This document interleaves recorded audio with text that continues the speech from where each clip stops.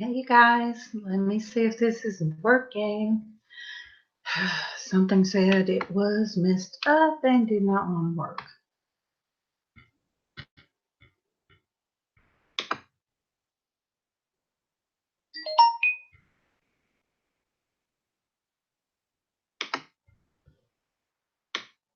So I'm live. Hey, you guys.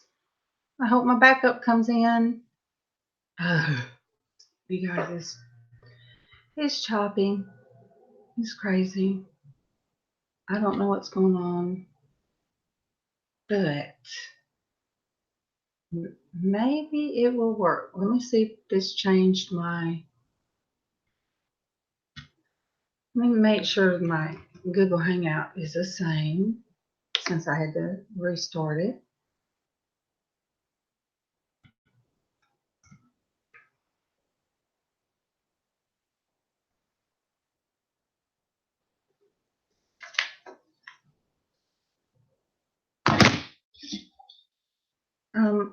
After yesterday, it's just one of those kind of mornings. Let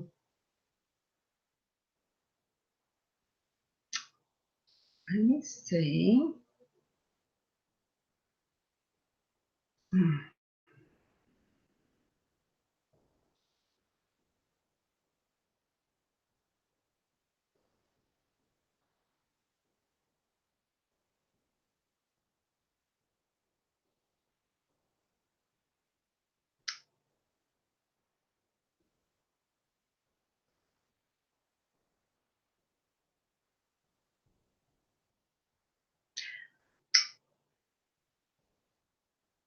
Okay.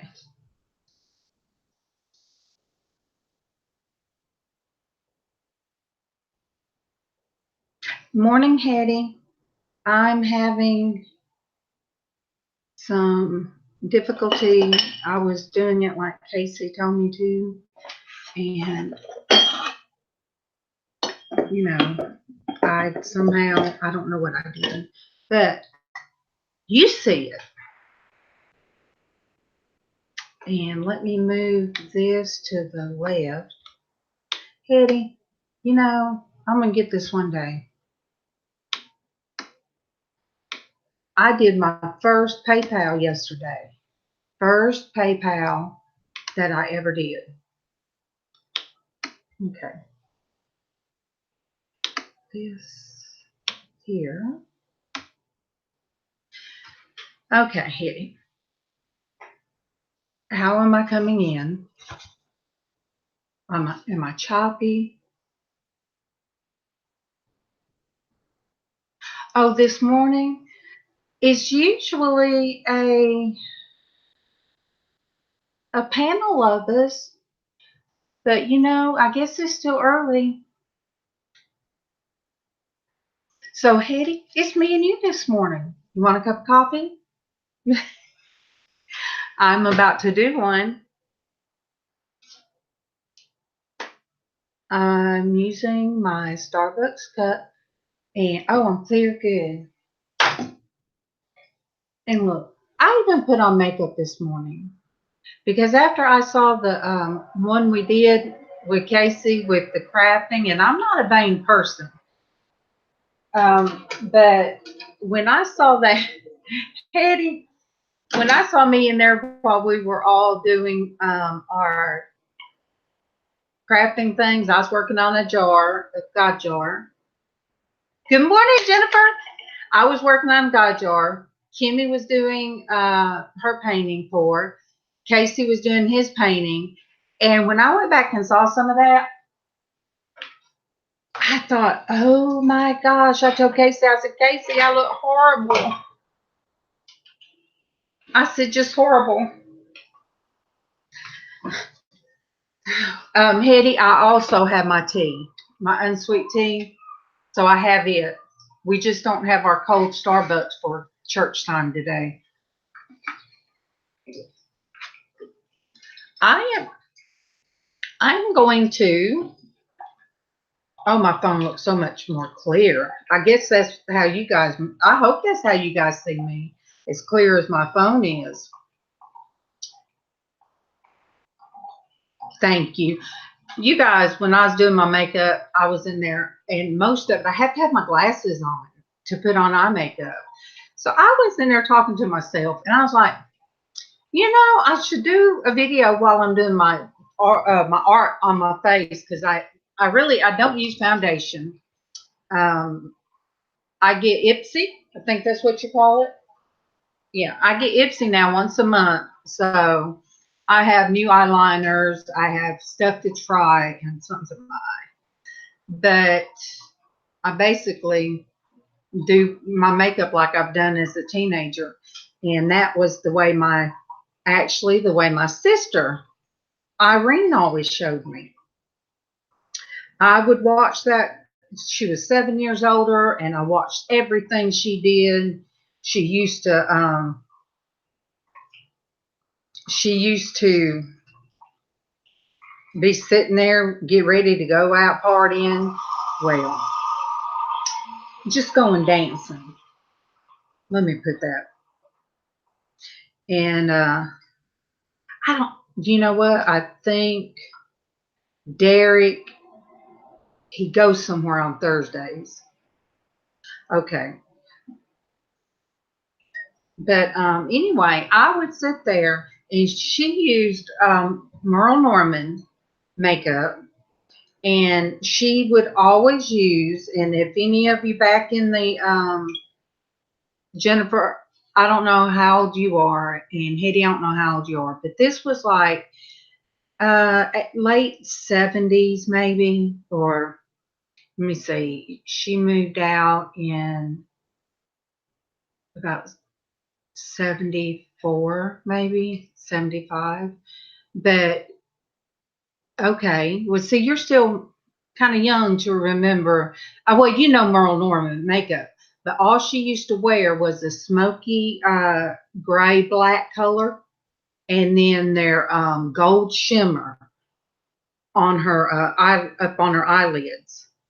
And so that's where I got my makeup, watching her.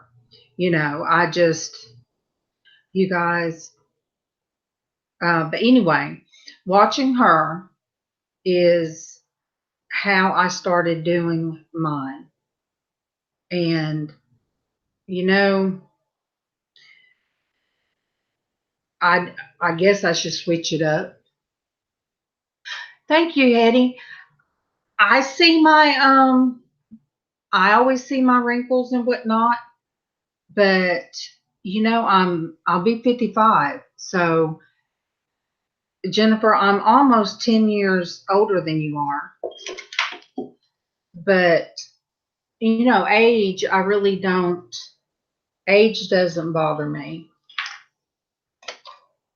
And with or with, what people don't understand when you see these commercials for um, makeup for women like my age or older, oh, it shows that you put this makeup on and it fills in wrinkles. It does this, this, and this. Okay, this is what I found out with foundation. And I'd just rather not use it. You put on foundation, and I have found it intensifies, honey. It intensifies every wrinkle. It does to me anyway. And I don't even use it heavy. So, you guys, trying to use that arm of mine. But, I was like, well, if I go anywhere, I will just do the powder, just a little bit of highlight powder stuff. I don't even know. It just came in there. And then, of course, it has the stuff people use. Used to, if your face looked shiny, you had to dab it and get that shine off. Now, people want that shine. So people are using that shine. And, so I got a little old pug nose. So I did that. And I did do some mascara, because without it, you can't see my eyebrows or eyelashes. if I don't color them in. But I was in there just talking to myself, and I was like, okay, now with the mascara, don't forget you do the lashes. Hey, hey, Peggy. We're having coffee, and I'm talking about my makeup this morning, but I am going to read something from Secrets of the Vine for Women.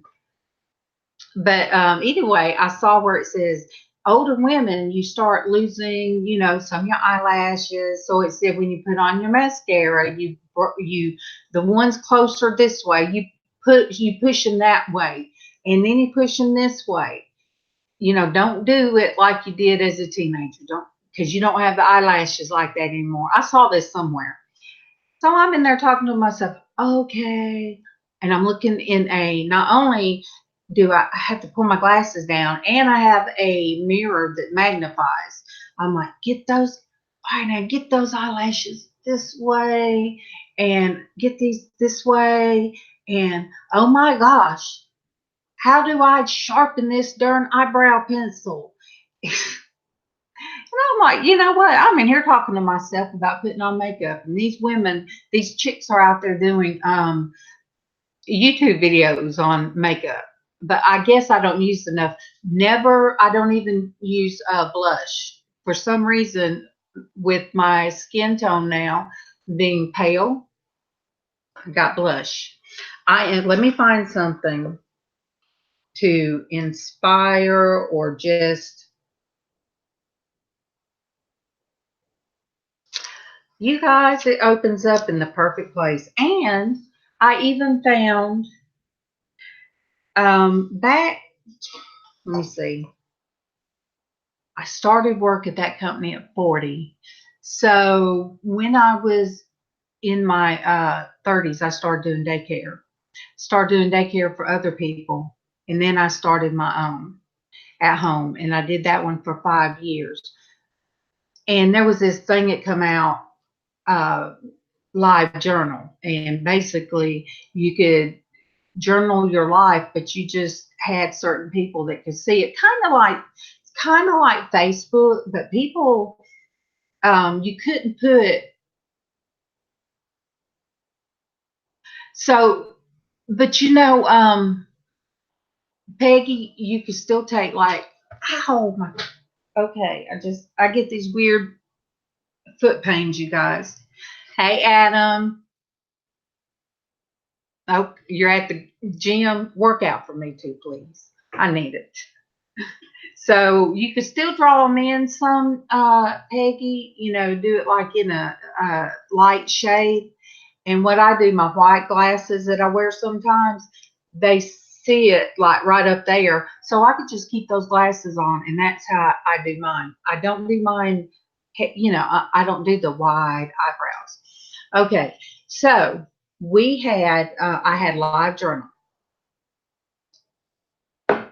And I have then when Facebook come out, I got with my friend in California and my friend from there. She's in Texas.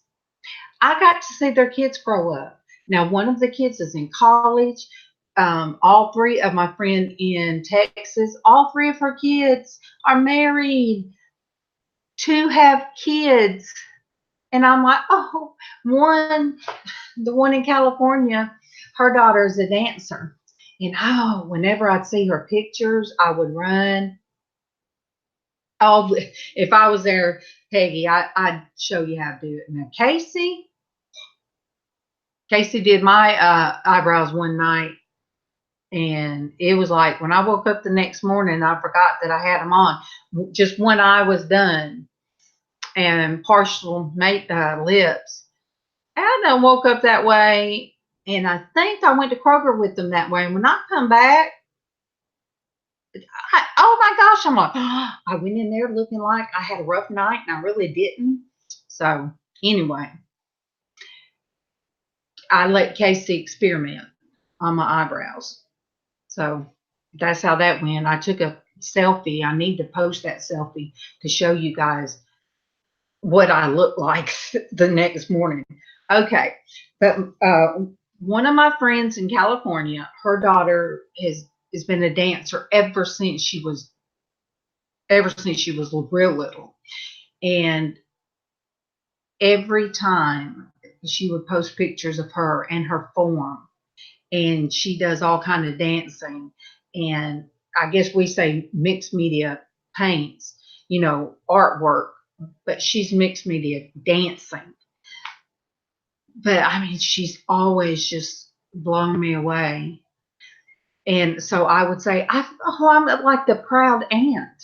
I mean, I've seen these kids grow up. I've talked to both of them on the phone, but I've never got to meet them. All right. But there were other people on there too. And there was a teacher that was an artist. And, I went by my hen house. And that's my email too, is my_hen_house at yahoo.com. So I would say, that it was my hen house. And anyway, this was painted for me. I mean, this was done for me. Let me see on my phone how well it's showing up, because there is a huge, okay, that is done in, it says Chicky Dress Up. She did this in pastels. So when I tell you this little bookmark has been through it, I mean, I use this bookmark and I've laminated it, and it needs to be laminated again. But I've kept up with this thing for 10, 15, almost 20 years, you guys. So I am very, very sentimental because I've had this that long. But I'm going to explain why I didn't get to do Christian Womanhood yesterday.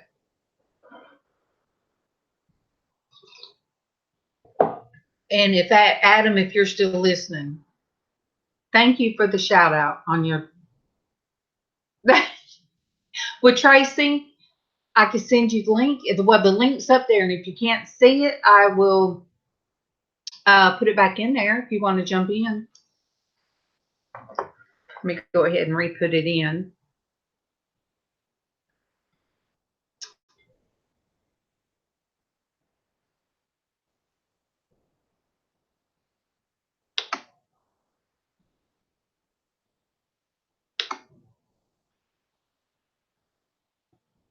See, it's buffering only on my side. Maybe it's not, but buffering for you guys. Casey said I need a new laptop, and I do. All right. Well, it's in there. If Traci, you want to come in, but I had somebody ask about. I thought you was going to do Christian Womanhood. Come on in your jammies, girl. I've done so many Bible stuff still in my jammies. I mean, that's why I bought good jammies. Oh, wow, Adam, if I left my glasses somewhere, I wouldn't even be able to see the chat. My eyes are that bad now. Hey, honey hun. I am so glad you are. I'm glad you're getting better. Blurry's better than not seeing anything. All right. I'm going to read what this just so happened this morning. I showed my little, I've had it for 20 years, little bookmark a friend sent me. She lives in Montana or somewhere. She's a teacher, and her husband is a photographer. Oh, and he would do so much beautiful photography. I need to get back on my live journal and catch up with their real names so I can add them. I said add them. Add them to my Facebook. Okay. This little book that I was reading and kind of put down is Secrets of the Vine for Women, and it's breaking through to abundance. So here it says, second secret of the vine. If your life bears some fruit, God will intervene to prune you so that you'll bear more fruit. Now, I know we talk a lot about that, but yesterday I was awoken because I don't have cell phone service, but I get Wi-Fi. Yesterday morning, I woke up real early, with my husband. I forget how early it was. And when I fell back asleep, I fell asleep hard. And it was, oh my goodness, almost 10 o'clock. Because I had several send me messages to see if I was coming on live on this channel. And so it was my aunt getting in touch with me. And she said, can you do a favor? And I was like, whoa, what's wrong? What's wrong? Hey, Tracy's here. I'm half asleep, but I'm here. That's okay, honey. Yeah. So she said, can you do me a favor? And I was like, what's wrong? She said, well, I've got a friend. She has to get to her probation officer today because she's getting on a bus to come up here, which is North Georgia. And I'm half asleep, and I'm saying, okay, I'm getting my clothes on. And I'm thinking, oh no. Good morning, everybody. And I'm like, okay. And Casey comes in and hears me shuffling around. He said, what are you doing? I said, well, where is she? And she told me, and it's not a good motel. And Casey said, what are you doing? I said, and I got my eyes shut. I said, I'm going to pick up this girl. I'm taking her to a probation officer. And he said, Mom. I said, well, Casey. He said, Mom. I said, Casey, I know. So I called my aunt back. I said, okay, Casey's going to take me. I won't have to drive. And she said, thank you. You don't know how much it means to me. I said, well, you know what? God has his reasons for everything. And I said, today was Christian womanhood. Worse than that, Adam. It really, really worse than that. Really, I mean, it's a small run. It's just a small motel where they have separate individual little buildings, But so anyway, I said, today was supposed to be Christian womanhood, so God's put me to the test, and this is what I have to do. And so here we go, and we go get her. And I won't name any names, but we got her. And I told Casey, I said, well, I'm gonna have to do her just like I would my own, kinfolks. So she came out there and looked totally scared. I mean, you got to understand too. This was somebody getting in the car with strangers, And the first thing I did, I told her, I said, number one, I got to give you a hug first. I said, number two, I'm gonna do you like I would do my niece.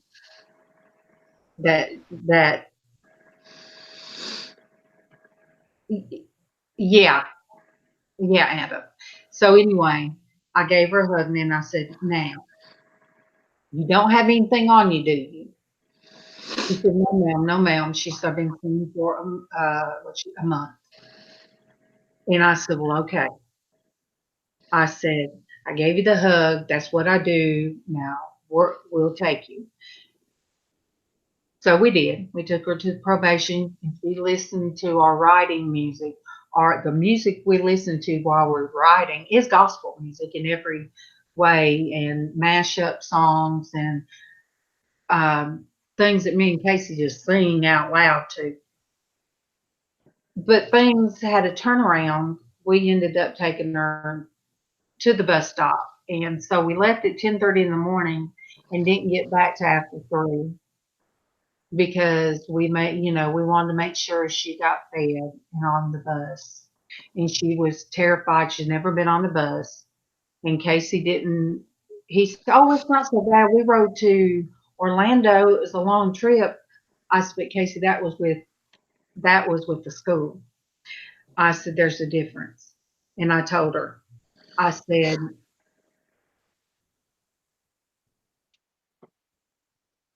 I know, but Adam, that's what my husband said. And I said, well, baby, I just had to do what I had to do. And I did not get any, even Casey said, he said, I didn't get any bad feelings. I said, I didn't either. She was scared. So I told her, I said, don't worry. I said, I've taken a bus before to North Carolina. I ran away from home at 16 with the girl I went to church with and knew from like 3 or 4 years, and I knew she would run away and come home, run away. So I thought she knew where she was going. No, she didn't know. But the actual bus ride, I told the woman, she's 44. I told her, I said, just sit by yourself. They have Wi-Fi, it says, on the Greyhound bus. Get you some music or something, and you're going to be fine. But it was like between that time when we tried to get the ticket, and God blessed her with the ticket. So when we went the first time, he says, "Oh no, we don't have anything going to that town." And I thought, "Oh no." So we drove to McDonald's so I could get in Wi-Fi, and I got in touch with my aunt, and she said, "Well," I said, "What about Birmingham? They have one going to Birmingham today." And she said, "Well, um, Huntsville would be closer." I don't know why I thought Huntsville was down south, but it's North Alabama. She said, if she can get there, that's the closest we can meet her. I said, well, okay. Went back in there, and we left McDonald's, and when we got there, the bus was there, and I went in. I said, do you have one going to Huntsville? He said, yes, the bus is here now. So, Casey fed her. I told her to make sure she ate because it's going to be a long bus ride. And we stayed with her, and we gave hugs, and she wanted to cry. I said, don't cry, don't cry. You'll make me cry. Don't cry. I said, but we love you, and you're going to end up having to tell your story in the interview one day. And I told her, I said, let these people help you heal. I said, they have done an amazing job with my niece, which I always call her my niece. But she's my cousin, younger cousin. She's a year or two older than my daughter, so she's my niece. And so, I said she has been amazing, and Casey's got her. She talked into doing the interview. So anyway, I told this young woman, I said, let God heal you, because around here, all the influence. So she left a new boyfriend, people that were her so-called friends. You got a lot of friends, you guys, when you are either in the bars or you're in the drug scene. Oh, you always have friends, but they're not your friends. And so I really felt like if there was not a bus going out that day, I told my aunt when I got home, I said, look, she pretty much said if she didn't leave, she was afraid of what she'd do. I told Casey when we got home from taking her, I said, I done decided she's going to spend the night with us. I said I was going to make sure that she felt safe and secure. And come find out she'd been here before with my brother-in-law. He stopped by one day and she came in and used the bathroom and we spoke to her and she headed out. So that kind of made her feel better. I knew her mother, that was my aunt's best friend.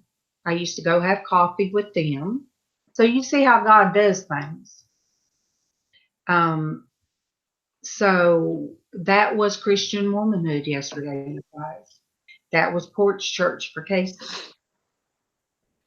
So I told her, I said, I want you to be able to get online and watch with Nikki. And I said, you can get on my channel and share or not share. You can just watch. Everybody, that comes in has a story. And I said, there's nobody pointing fingers. I said, we have people in all kinds of recovery, child abuse, recovery, drugs, alcohol, anything you can imagine. We all have been in a place that we didn't want to be. And I would really want somebody to show that kindness to my daughter or Casey if they were ever in that position. And so when you put it out there that you'll help people and you're saying it in a godly way, or you're saying, well, I'll do that, God's led me do this. But you know what? God might wake you up out of a dead sleep and require you to step up and do what you said you're going to do. And my husband's, he's really protective, you guys. In case he was going to take me to get Starbucks anyway in Opelika.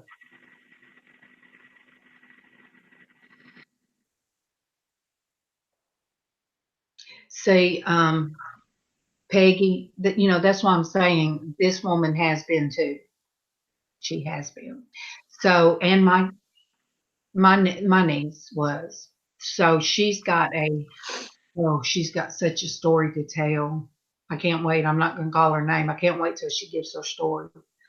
They came down a couple of days ago, and I was able to give them their 3 God jars, one for my aunt, one for my cousin, and one for my cousin's daughter, which is just turned 18, I think. And I've had those God jars since Christmas. I know, Jennifer. And where she went, a church, as soon as my cousin got out of prison the last time, there was a church that would sponsor her. And it's in the country. It's almost on the Tennessee line. I mean, it is on the Tennessee line. I looked it up. And,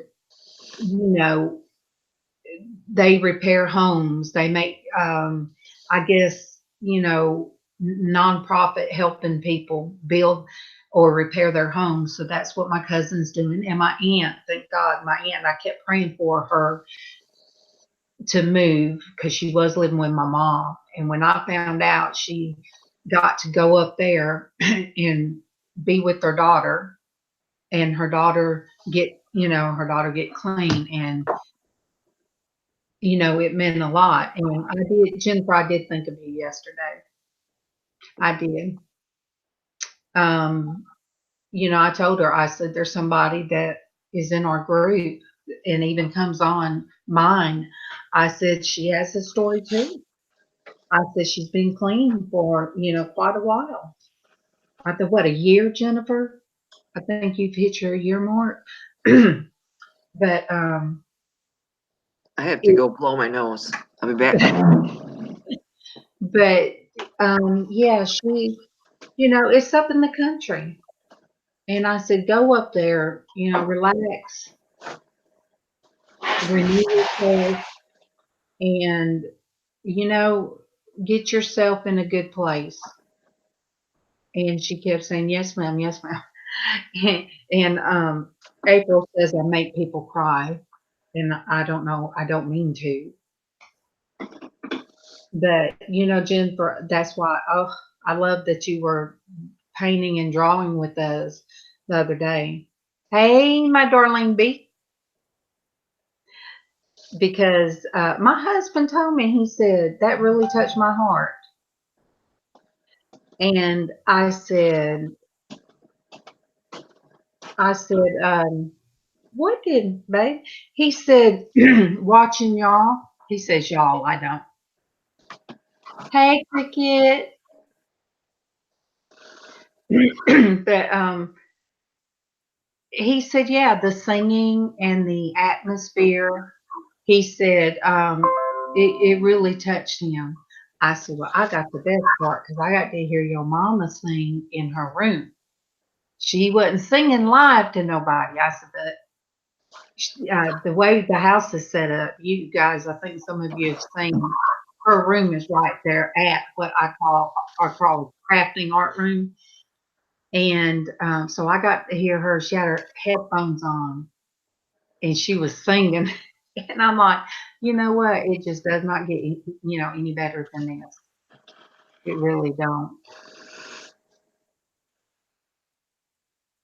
But Peggy, I continuously pray for you, because you shared stuff, and what all of you anytime somebody shares something out here, then you share it, and you have shared it. But anything, if you ever send me a message, that's between you and I, you know.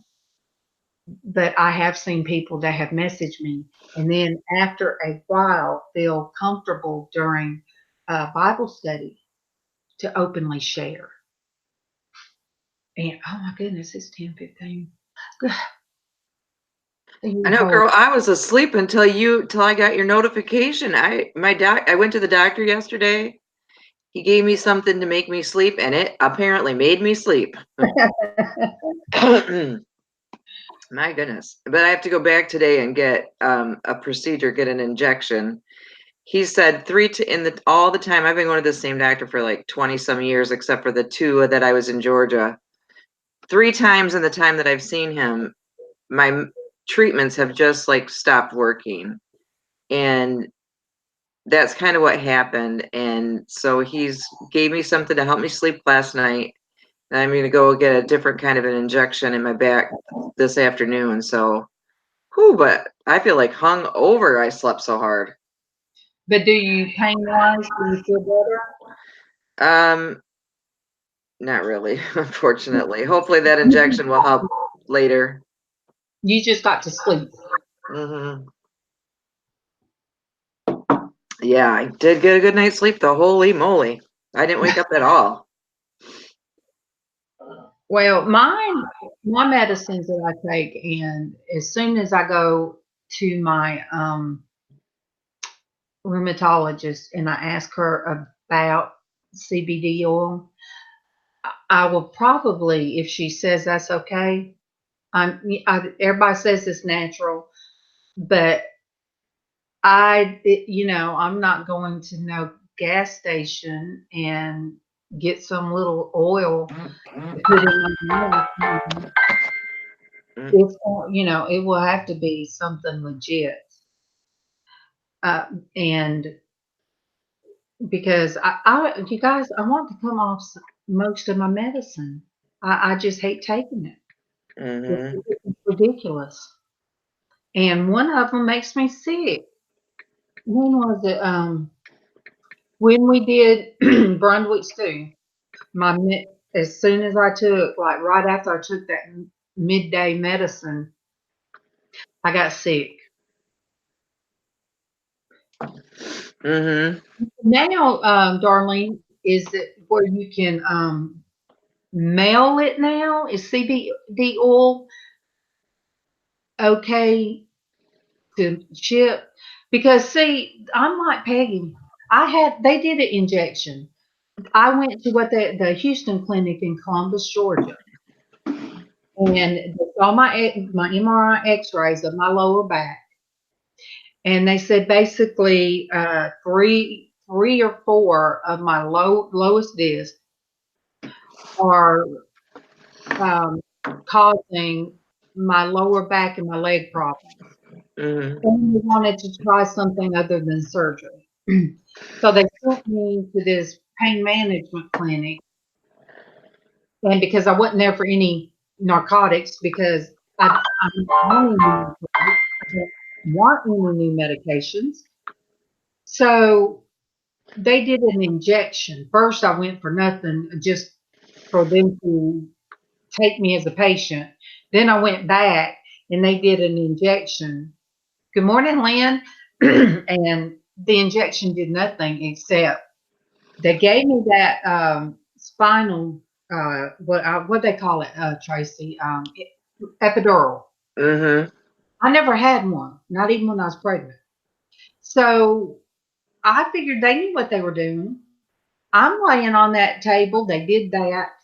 Well, the doctor and the nurse walk off and they're talking in the room.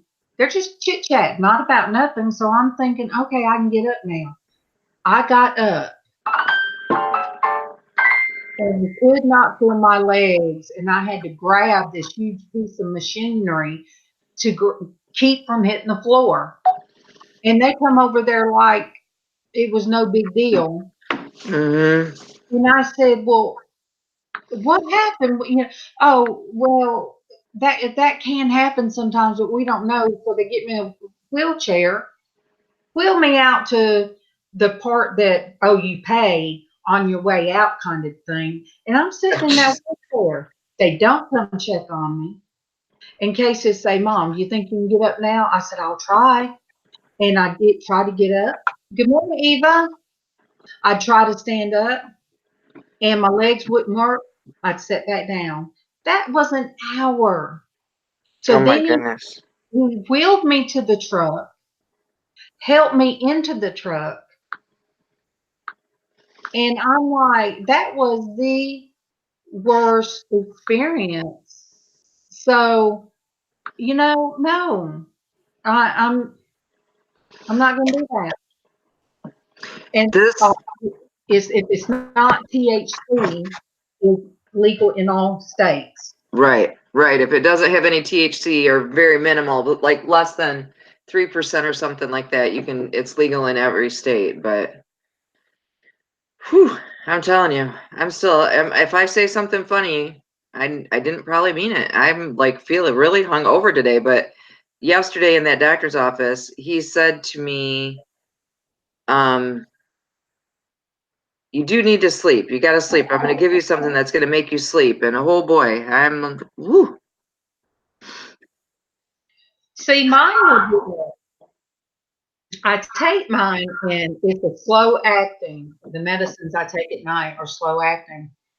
So, I can be on my computer doing something, usually playing games and or listening or, participating in an auction with my head earbuds in because my husband will fall asleep.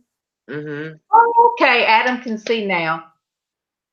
Take the glasses back off after that, Adam. But I'll fall asleep like 1 minute I'm awake and the next minute I'm asleep.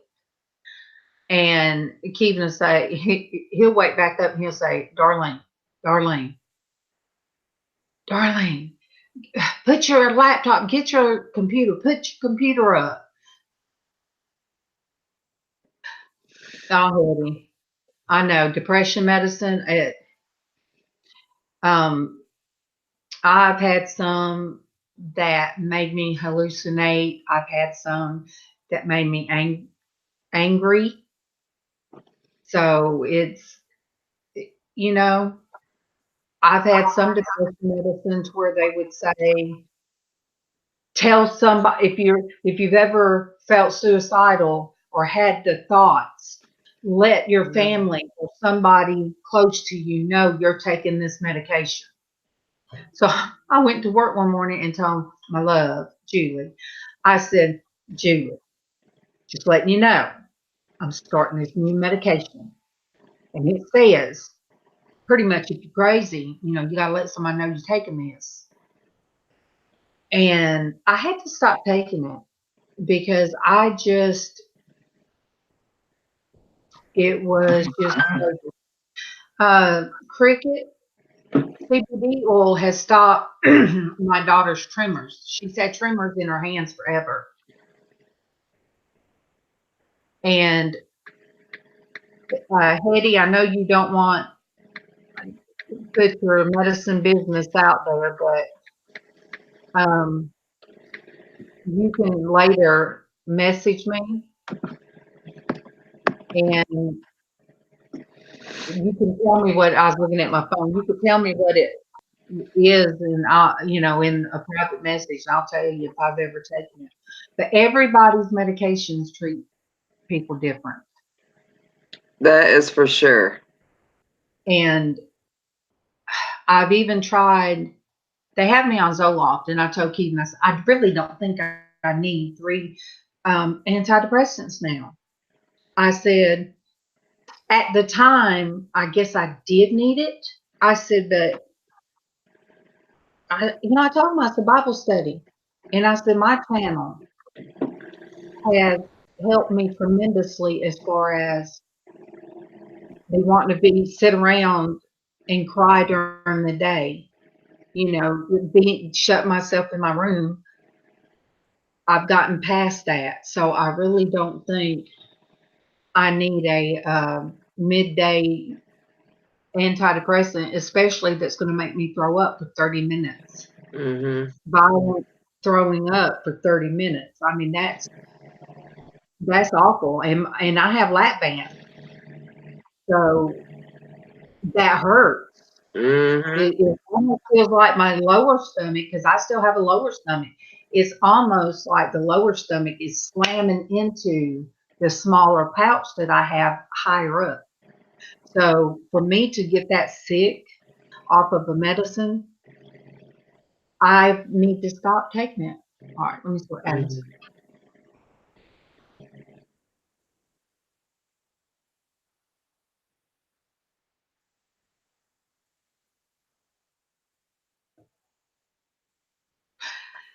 Me too, Cricket. And I think that's why they really don't want to legalize the drops and stuff with the THC in it statewide. I mean, nationwide. The pharmaceutical business would lose a lot of money. Absolutely. But before I stop taking the medicine, I want to see my rheumatologist first about how to come off, because I think Zoloft I should taper off. So I'll just check with her. I know the last time I went to my what they call oh, she's a nurse practitioner, and ever I was going to her, and last time I seen her, she said, "Well, you're at this much on Zoloft. Do you want to increase it?" And I'm like, "No." I said, "I'm okay. I don't need to increase it." Yes. That's like the my doctor that operated on my orthopedic doctor. I told him, I said, "No, I don't need that." I said, whatever that was that they gave me, purpose that. I said, "Oh no. Mm-mm. You need to put that. I can't take that. It broke my mouth out. It made my head itch. So that is a side effect. It could have closed my throat up." So I said, "No, I am allergic to that." Well, there's oxycodone. Nope, don't need that. I said, look at my file. See the medicines I'm on. I said, I have pain management. And if it gets too bad, I think he did give me like Tylenol 3. That's about he said, well, I can't give you anything stronger. I said, I don't want stronger. I want less. I said, Mm-hmm. no, you're not used to people coming in here right after surgery and saying, I don't want this medicine. So he did give me some Tylenol 3. And there was, after all the pain started coming into it, me doing physical therapy, I have taken some, the Tylenol 3. But if it wasn't that bad, I would just take Tylenol, midday. Mm-hmm. And you're right, Adam. The lobbyists for the pharmaceutical companies, yes. Yeah, I tell them, and that's why I want to be taken off that one. I just don't know about just stopping it. I told my husband, I said, I might just, taper myself off. Yeah, those antidepressants are wicked. If you stop taking them suddenly, they can be wicked. You can get effects from not from suddenly stopping, but you can taper off. That Okay, be careful, Adam. be good at them. But yeah, you get like weird effects if you stop taking it. But if you taper off slowly, and you can do that. I mean, yeah, I've especially just start by taking, one less or whatever, and then eventually Mm. I've done that before, like had to cut tablets in half so that, to slow down on some stuff. And the nurse practitioner, I've been seeing the same person now. I mean, I was seeing the doctor after I got on the marketplace insurance, and then they left. Then another one left, Mm-hmm. and now I refuse to see this doctor, but at least I can see the nurse practitioner under him. Mm-hmm. So anyway, she's looking over my medicine. She said, "Oh, why are you on this twice a day? That's just, that is, you shouldn't be on this." My I said my rheumatologist, she took me off 2 different pain meds, which I took one in the mornings and it never made me sleepy, and the other one at night, and it helped me, it helped my pain, and I'd only take it at night. And she said, well, let's try this. Let's take this one medicine, one in the morning and one at night. But she said, do not take this night medicine with this because it will kill you. She said Oh. it will relax you. That she said it's a muscle relaxer and it will relax you till you stop breathing. And I said, oh yeah, yeah. I said, I divide my medicines up in little things. I said, That's what I do. yeah, yeah. So there's been times that if I was after my shoulder surgery, if I was hurting so bad, what I would do would take that one pill out of the nighttime, put it over into the AM, and then put the other one in the nighttime. So that way, and Keegan was like, all right, now I want to make sure you didn't take something, you got it straight. I said, yes. And I showed him.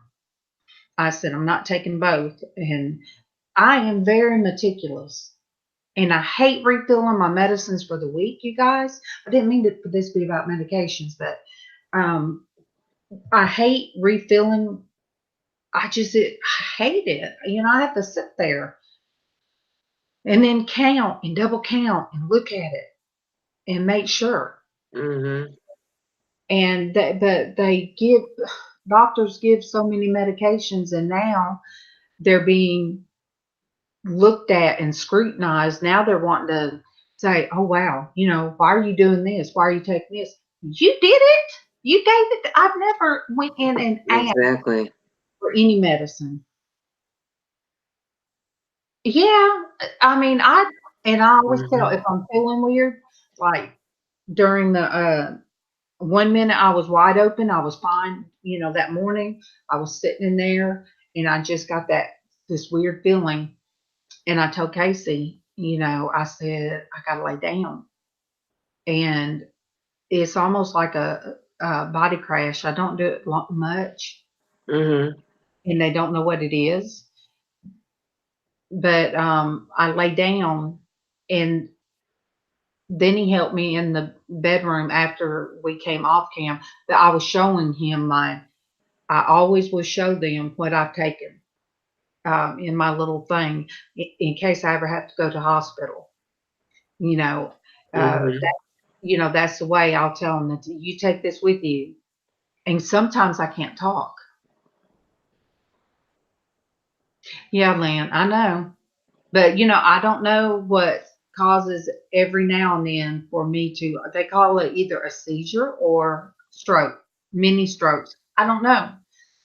But I usually end up with the headache a little bit after, and it takes a while for me to come back to myself. But it's, I can be fine later on in the evening. But sometimes my jaw's locked and I can't talk when it happens. But I've told my husband, I said, rub my hand or get me to respond somehow. And if I respond, don't take me to the ER. Well, those Because ERs can be a wicked place. they don't know. The first thing they do is going to take a urine sample to make sure I'm not That you're not drug overdosing. seeking. I know especially if you go to a pain clinic and go to an ER for anything. Like if I went to the ER, like my appendix was about to explode or something, the first thing they would be worried about was what medication that I'm already taking and am I there just to get medication? And I'm like, I am not here to get medication. Let's establish that first. I don't want you to give me anything. I Just figure said out the what's same wrong with thing. me. But Casey said, well, Mom, if somebody doesn't, good morning, baby.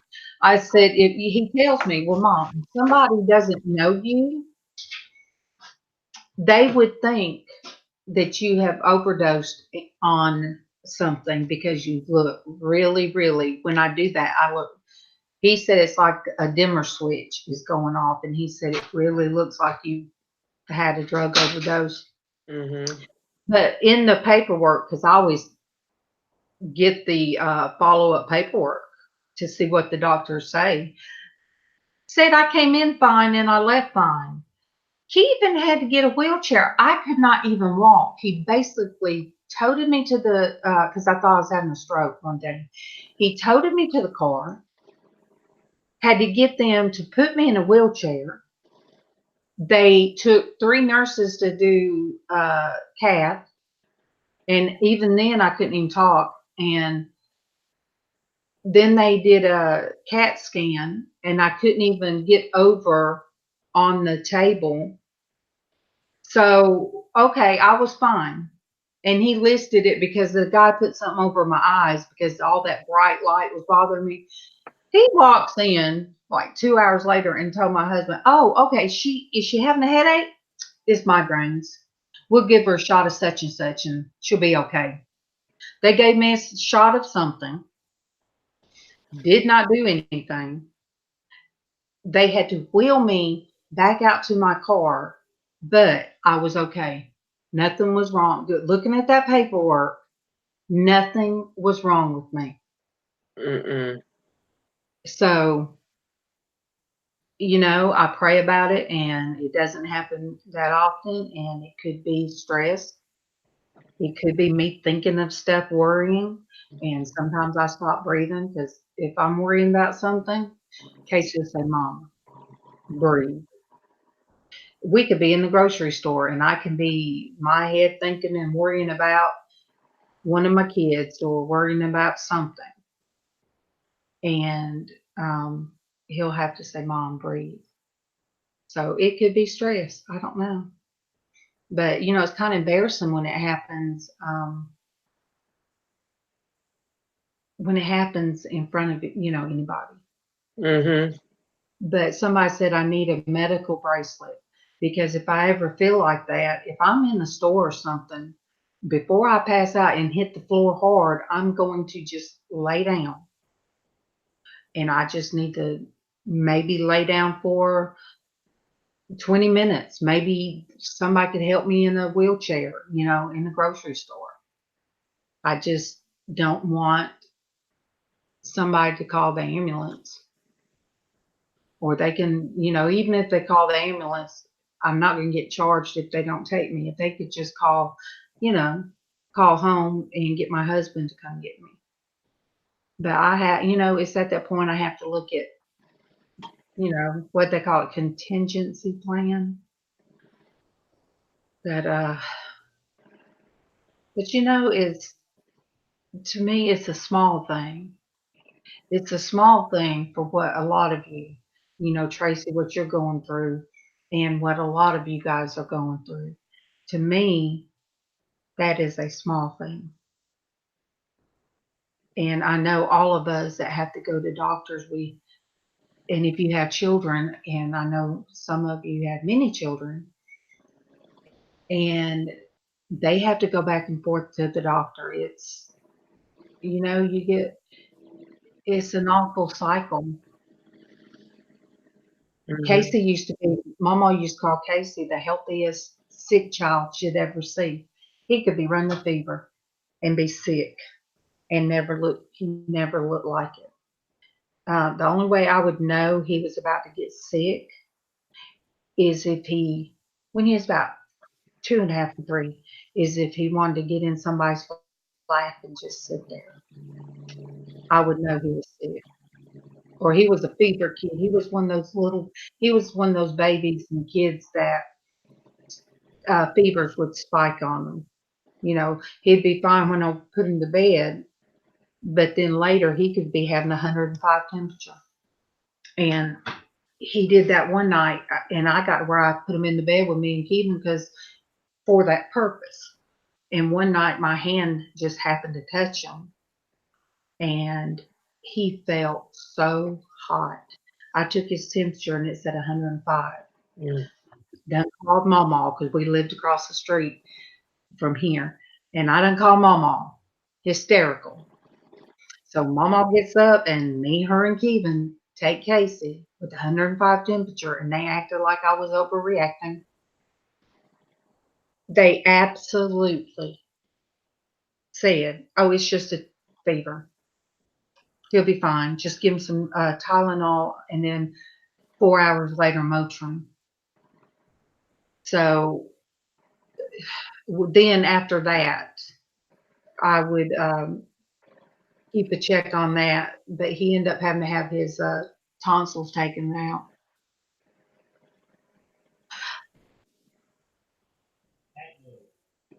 You had your adenoids and ears. That's right. Tubes in your ears and adenoids. I know you can't wait, Destiny. No Destiny, kidding. is it in your, do you have good eyesight from both of your eyes? See, if something happened to my right eye, I would not be able to see well enough to do really anything.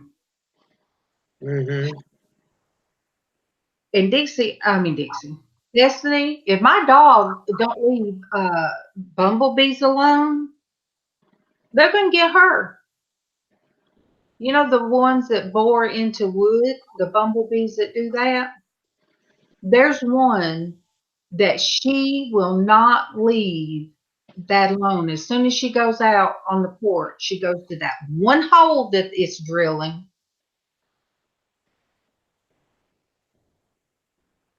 Ah, see, there's times that I absolutely, there's sometimes that I can't see at night to do chats.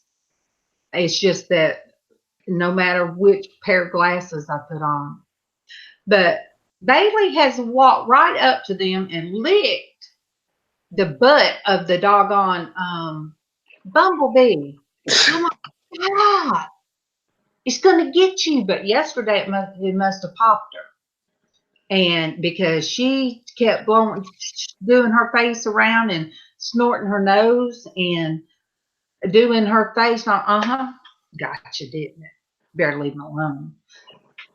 But yeah, my dog, and then she just wants to jump. I'm like, stop! I gotta go put this video up, and you want to play with bees. Focus, focus, please. I need to go refill. I'll be right back. Refill. Anamora, I did not do it. Anamora.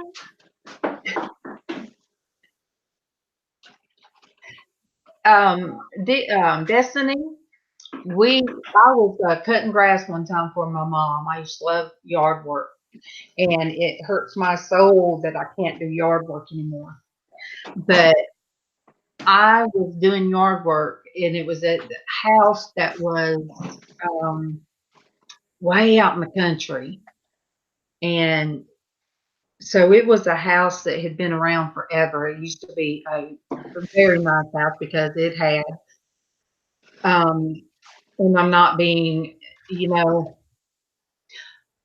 I'm not being saying this in any kind of way except for exactly what they were.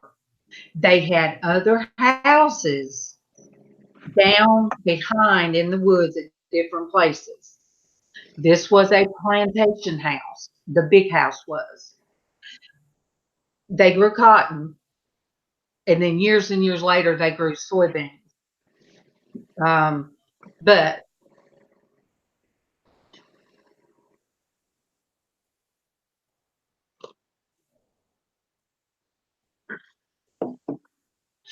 yeah, I mean, some of them, you can be around. But this house had a great big barn. It had a blacksmith shed that was still kind of up.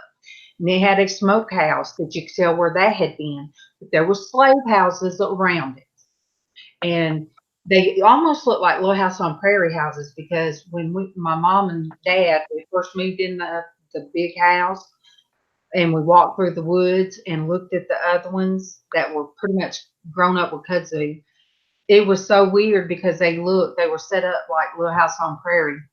But anyway, that house was so old, no insulation. They used, in the bedrooms, they used coal for heating. And even though it was 1982, that's still how in my bedroom they used coal in the winter for me, and it makes everything dirty. But in the kitchen was huge. The kitchen was almost twice as big as MawMaw this room, and everybody kind of knows this room's kind of big. I mean, to most standards for old houses, but that one had been up since probably 1800. Anyway, I was out there cutting grass one day with the push mower, and I would go down the hill, with it going that way, pushing it, and then pull it back up with my arm to go up the hill. I thought I had gotten in fire ants. I thought fire ants were all over me. Here I am, and I go grab the mosquito spray. No, I had ran over yellow jackets. Yellow jackets live in the ground. I stirred up yellow jackets. I'm in the front yard, which is basically right where a train track is, and nobody lived, right in front of that house. They had lived down the dirt road. But here I am now. I'm screaming, and I run to the back where we come into the kitchen. I'm stripping clothes off, and I'm yelling. And that's when me and Kevin first got together. Tiffany was still real little. Casey wasn't thought of yet. Clothes coming off. By the time I hit the kitchen, all I had on was my panties, and I'm swatting everything, and it still had two yellow jackets in my panties. How they got in there, I don't know. It made me so sick. I hurt all the way home because it's like a 30-minute drive from where they live to here. And I still, on my right shoulder, like right in here, I have a scar where one of them got me, and it was right in that muscle. So all the way home, it hurt and I couldn't lift it. So I don't like yellow jackets. Casey don't like cutting grass because some got him when he was pushing a lawnmower, and he don't like them. MawMaw, I think when she was younger, cutting grass out here, she got into some. She has bee phobia about any bees. And then I got stung on the toe by, I don't even know what it was. It was something in the grass, because we have a lot of clover. I love it. It's beautiful. But right now, like Destiny say, you got all those ground bees going on. Mm-hmm. Yeah, so you don't know which one's which. And now red wasp, I don't know if you guys have red wasp wherever you guys live. I don't know where the cutoff place is for certain kinds of bees. But down here in the South, we have these big red wasps. You've got regular black ones. The honey, when you see the red ones, you best leave them alone. But they hurt worse than anything. I've had one pop me on my knee before. My leg swelled up, and then I was crying like a baby because it like the whole knee felt like it was on fire. So, but the other ones, I don't go out of my way. Well, if we have a big red wasp nest, we have to get rid of them. We do not have, oh, yeah, no, WASPS. But yeah, that's okay. You spelled it good enough. But if there's a wasp nest that's anywhere that we've got to go in and out, we use the spray and have to kill the whole nest. Yes, Tommy. But basically, we have to keep our bees. We have to keep our bees, especially honeybees. So if you don't know the difference between a regular bumblebee or a honeybee or whatever, I need to watch Candyman. Casey said you need to watch Candyman. That's a scary movie. But we have to keep the bees around because they pollinate. And babe, we're gonna do church.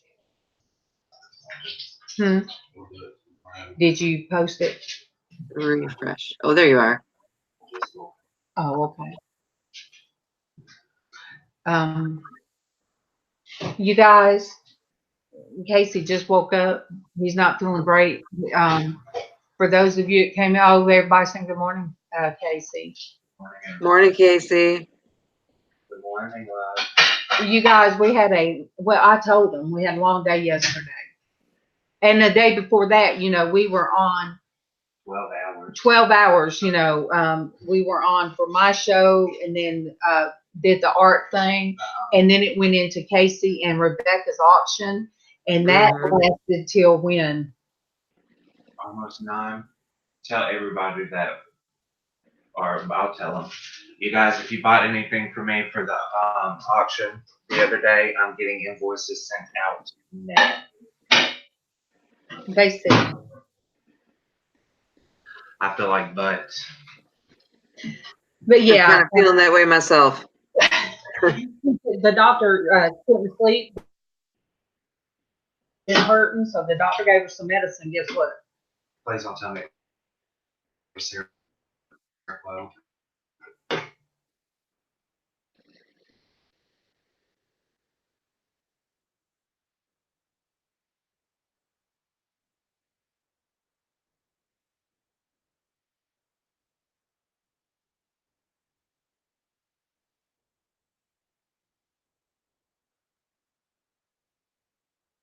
She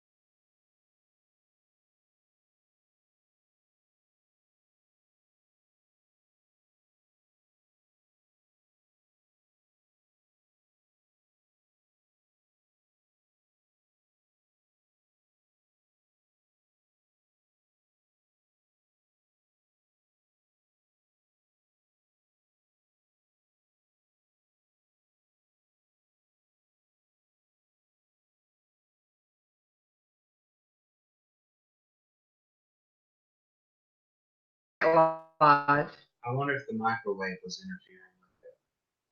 All right, you guys see me now?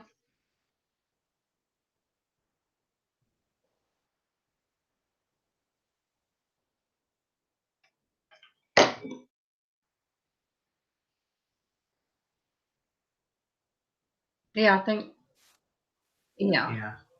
You guys, like Casey said, Nana, okay, you're right, Nana.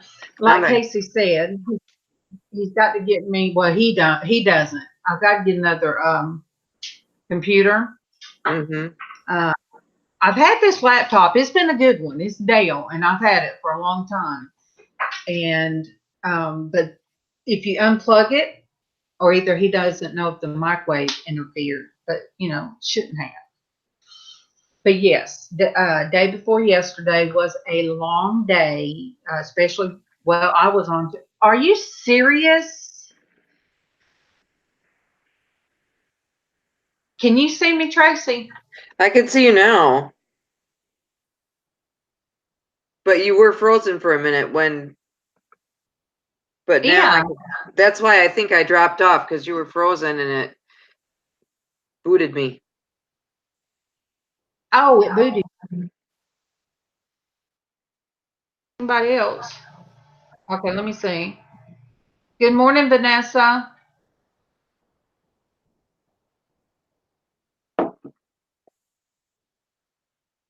Um, Darlene, you look so nice today with your makeup on, and then I see it flip back and forth, and I look so horrible because I just rolled out of bed and jumped on here. well, look, don't even say that because I went through that. Let me see how. Okay, yeah. Hey, you guys, I'm in two different places, Norgus and now this morning, Traci, when I saw myself on the painting class, and I'm not vain, you know that.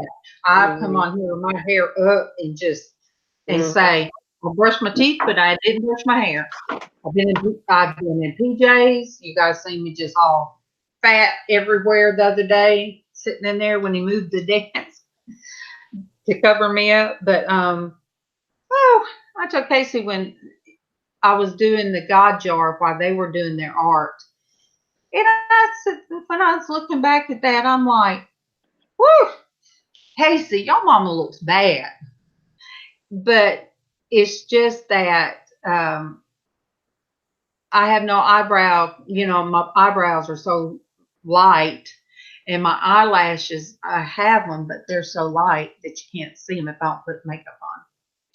So, and I was telling it earlier, I said my white glasses, I wear them, most of the time, but they sit up and I use them as a guide for my eyebrows. Traci, see. Okay, so that's how I do my pencil with my eyebrows. I tell people, I said, if I do my eyes and my lips, it looks like I have full makeup on. And I said, I really don't. But Vanessa, honey, you got to get over that because when I get you that your butterfly jacket, we're going to see you on video. It took me a long time. I know I've been doing this a long time. But Vanessa, I started out when Casey started reading the Bible online, I would be in my bedroom. I'd be in my PJs in my bed watching it. And it took a while. Even who was it said, I think Dwayne commented on it about it took a while before I came even in Casey's room. And then I would sit out of the camera's view. I would sit back on his bed and follow that way. And then it took, it took a long time before I would do this. It took, I got a little bit more comfortable in there with him, but it was his channel. Mm-hmm.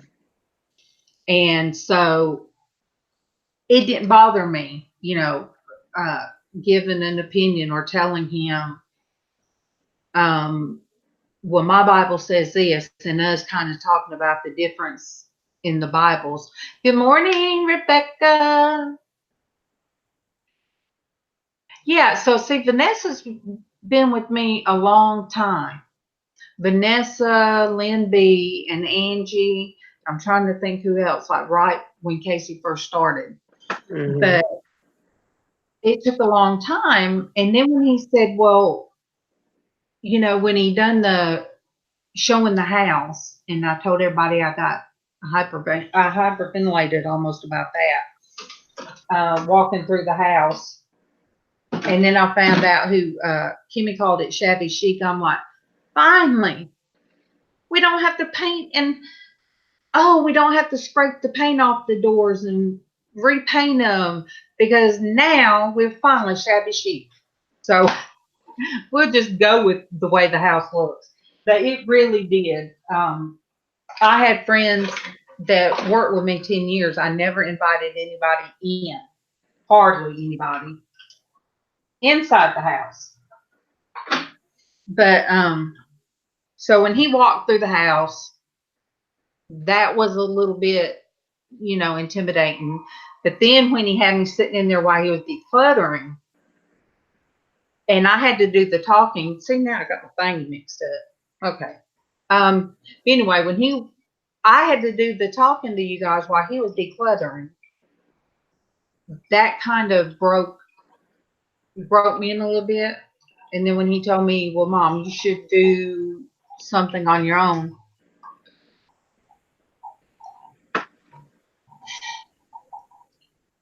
Vanessa, Casey can help you with, he's helped Rebecca a lot because there is a lot of stuff when you're trying to, heck, only when I do this is hard sometimes. Remember the first time I tried to join this chat? I was all a hot mess. But I come across Traci from, I forget where I seen you in one of the things. I went to your video and I thought, oh my goodness. And, and I responded, and that's how me and Traci met. So Vanessa, you surprised me, Vanessa. You sound so soft. Oh, You my sound husband's soft. gonna call me. I gotta go talk to him a second. He's gonna be worried. Okay. But Vanessa, you remind me of Angie, Treasure Vintage. You have such a soft voice. And Vanessa, and Rebecca has a take charge voice. But, and now I know what Darlene B sounds like. My name twin. Yeah. But, I don't know if you've heard Vanessa, Adam. Vanessa's doing videos now. But hers is real soft. And, it's just, are you laughing at me? Are you laughing at me, Rebecca? Because I see you have a take charge voice. All right.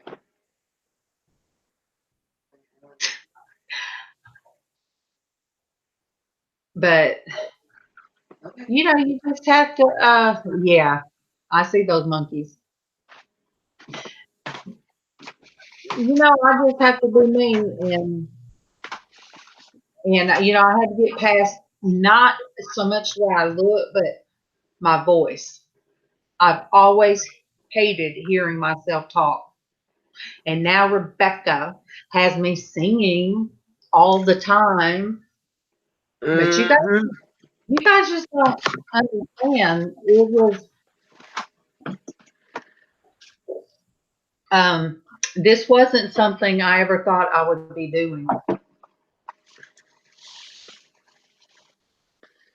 Your buddy video, not yet. Not yet, Vanessa. But I'll have to. I enjoyed yesterday watching Adam and Don't say it. Derek. I enjoyed watching you guys. I've got to go back and catch the very beginning of it. But Adam, Adam, you gave a lot of good points as far as shipping and all that kind of stuff. I'm not there yet, but I ship out God jars, and so. But if it does not look professional when I send it, I don't mean I'm not professional. I'm just me.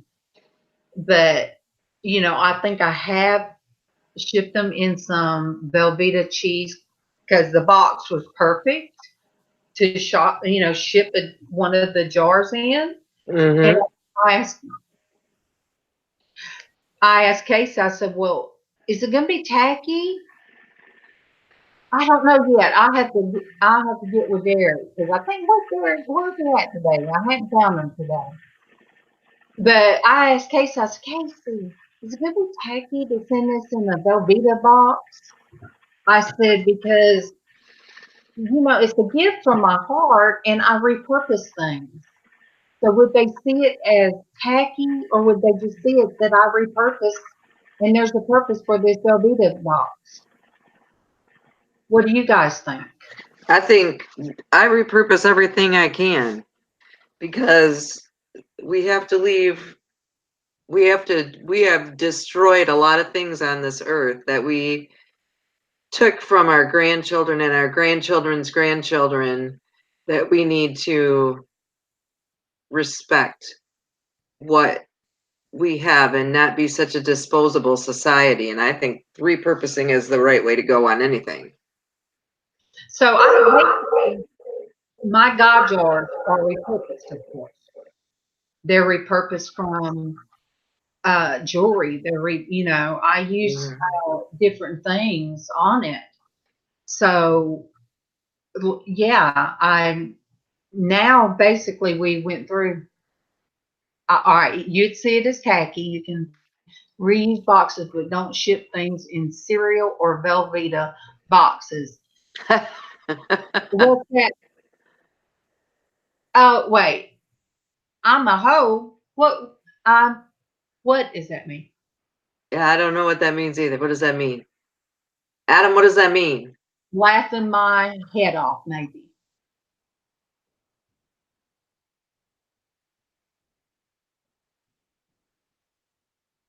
All right, no more Velveeta box. In your humble opinion. Oh, well, see, that's why I asked.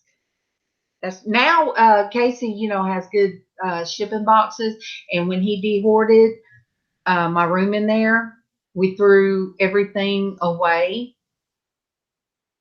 And so he said, because, Mom, I can get boxes. So we have boxes now. But no, Adam, that's why yesterday watching your show. Hey, key lime kisses. It's too early for this kind of funny. It's never too early for funny. Look, this ordinarily.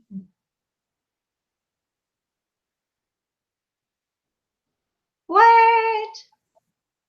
Thank you. But Adam, I liked watching that. That you need your opinion. And you gave me kudos yesterday for my show and for the Porch Church Network. And I appreciate that. And you know what? I don't know how you're not at 1,000 subs yet. Oh, I could say subs. It is ordinarily scripture time, and Casey doesn't feel up to. He's just woke up. He's tired.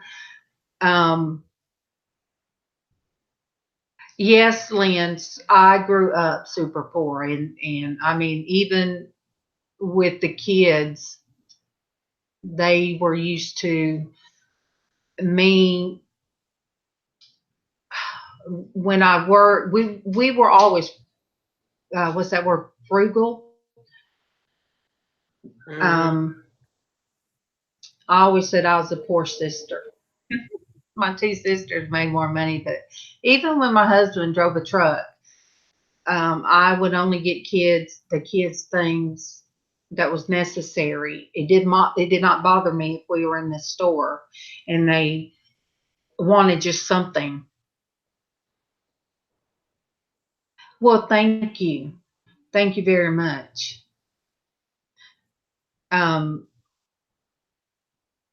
Somebody did one time say they hated my voice. I'm like, Whatever. okay. Whatever. That's what I said. It might have been the first day I got the troll, and you guys, I was so excited that just animated me. I'm like, I am bona fide now. I got a troll and I got an ugly comment, and I'm like, okay, you guys, I must be for real now. I am bona fide. Were you with me, Tracy, when that happened? That is so funny. I forget who squashed that troll, but I was like, oh, I'm bona fide. I say, Garrett. bona fide was off of Oh Brother. Oh, I hope your foot is good. You have a wonderful day. And I hope your foot feels better.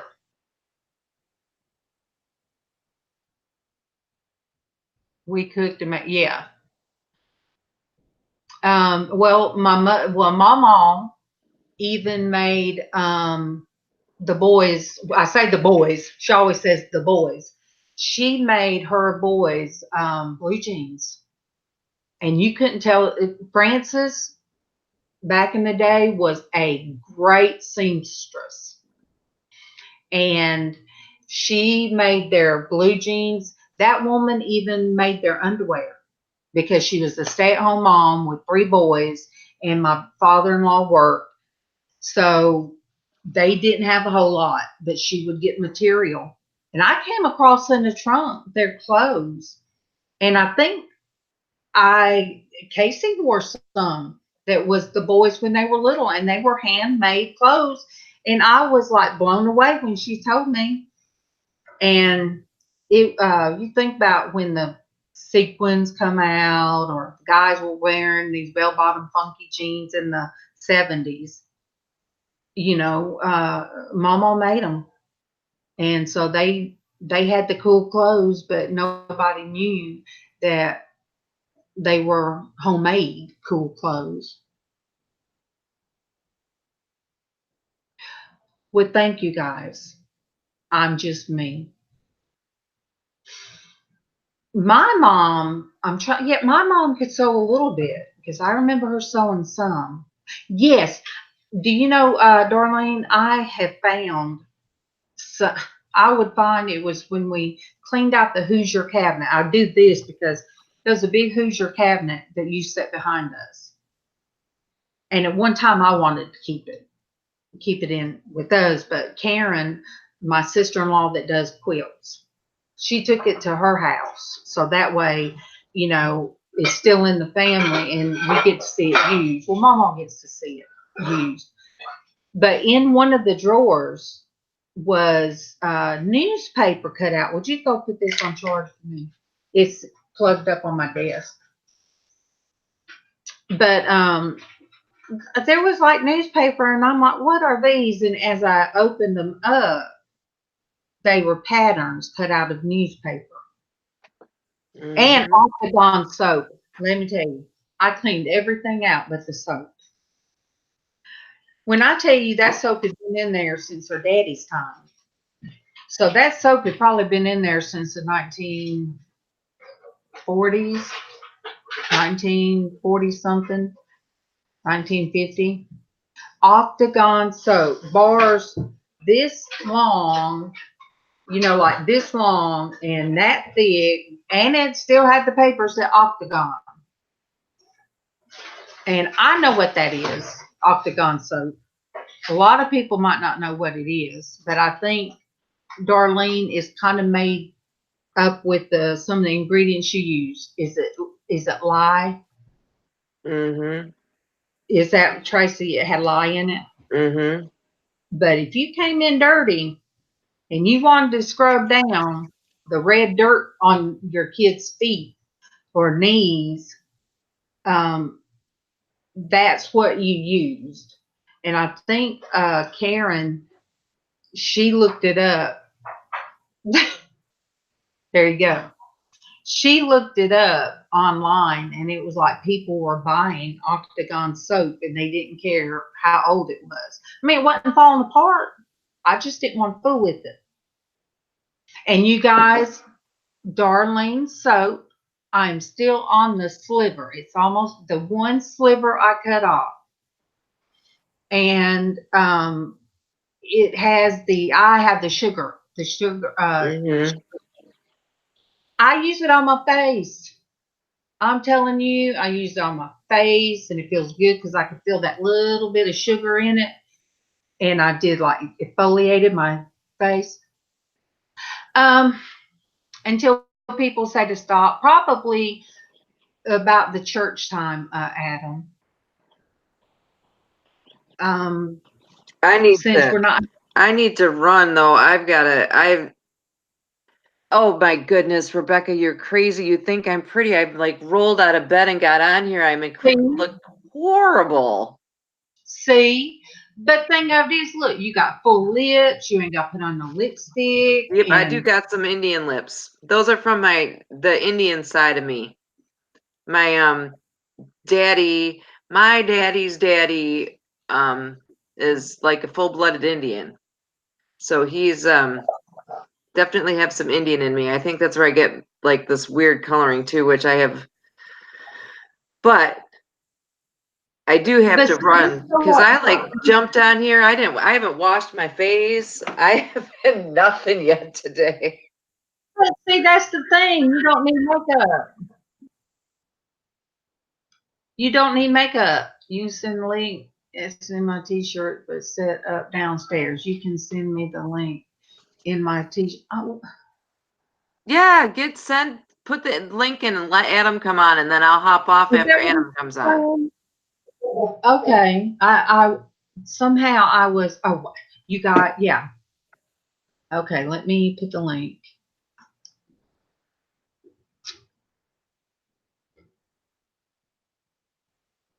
Okay. Yeah, there you go. But see, when you guys say that, when I come on, it's like nothing on here, and I guess we're like our coloring, Traci. We have the natural kind of a little bit rosy right in here. Yes, I do. Yes.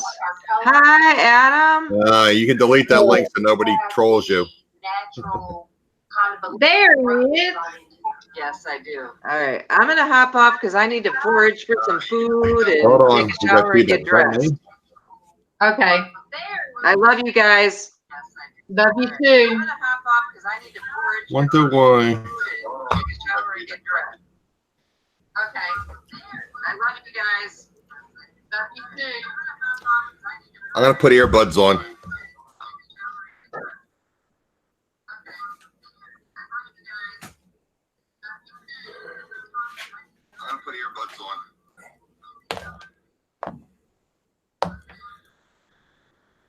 One moment.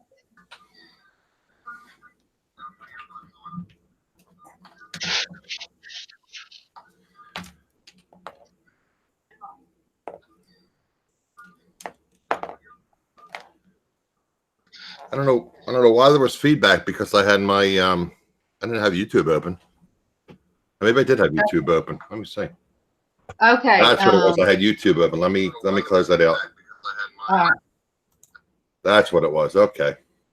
All right. Cynthia Rushing. But I forgot to pop out the chat. Let me mute this volume and I'll pop out the chat. Okay.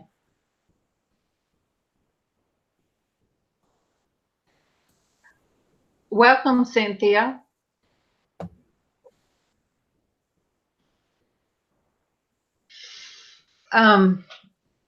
So, I guess I'm big time. I have Mr. Adam on my show. You see that, you guys?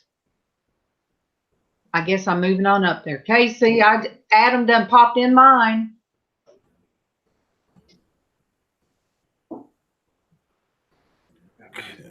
Okay.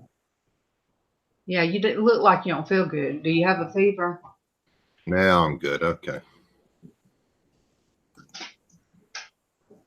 That was a rookie mistake. I had my YouTube window open. I never closed it. I don't know if I do what you need. Okay. But good morning, Cynthia.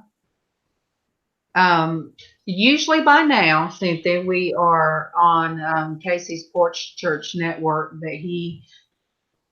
We had the day before yesterday, he had a full day on YouTube all day, like a 12-hour thing. And then yesterday, I call it, I was going to come on and do Christian womanhood because I have a syllabus from where I did it at our church college. And that's what he wants Wednesdays to be, women's Christian womanhood Wednesdays. But I got called out. We got called out to take a young woman to her probation officer to relocate to North Alabama. And it's a church that takes people in that are wanting to, straighten out their lives, and they can't do it around here. But, sometimes you have to leave the people that are your so-called friends. That's really, that's not really your friends aren't really your friends. Yeah. And then, get away. And if you have somewhere, but it was hard for her to get on the bus. But we had a lot of hugs, and, I met a new friend. I met a new wonderful woman. And so that was our outreach yesterday, you guys. That was God's Christian womanhood for in action. Yes. And that's what my aunt, she said, I didn't know of anybody else to call. And she said, I had been praying about it. And she said, you came to my mind. Yeah. And it's so weird because she said, God expects action. He expects, when you put in his word, sometimes there's going to be, you have to go through the actions of it. So, if somebody tells you to go pick up a stranger from a bad part of town, take that stranger to the probation office, You're a better person than I am. You're a better person than I am. I'd be afraid to do it. Well, Adam, if the timing was right, now I wouldn't do it if it was a man. Right. But if you never know, you might come across somebody homeless, and I'm sure you would say, okay, if you're hungry, here's McDonald's. My dad used to say, come in here and I'll buy your meal. That's different. I wouldn't give them money because 9 times out of 10 it's going to drugs or alcohol. I would buy them something to eat and hand it to them. Yeah, my dad has so many times, and I didn't realize my sisters didn't even know that. Right. There were so many times that we would be going to Six Flags over Georgia, okay. Or we would be going somewhere else, me, him, and my younger brother, and there would be somebody standing out there homeless and would ask my dad for money, and he'd say, I won't give you money, but come in here and I'll buy whatever you want to eat. Then when he ran a Good Morning Rosie's Closet, but then when he ran, he worked at this little old country store. He worked weekend shift, which he had all week off.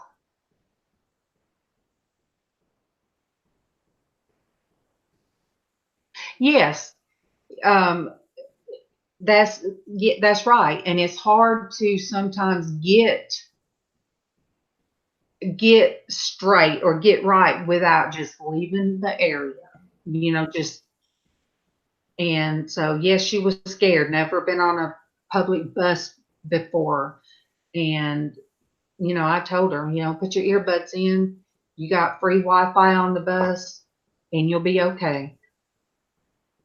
But I was at that little country store with my dad one time, and I was, I guess I was about 18.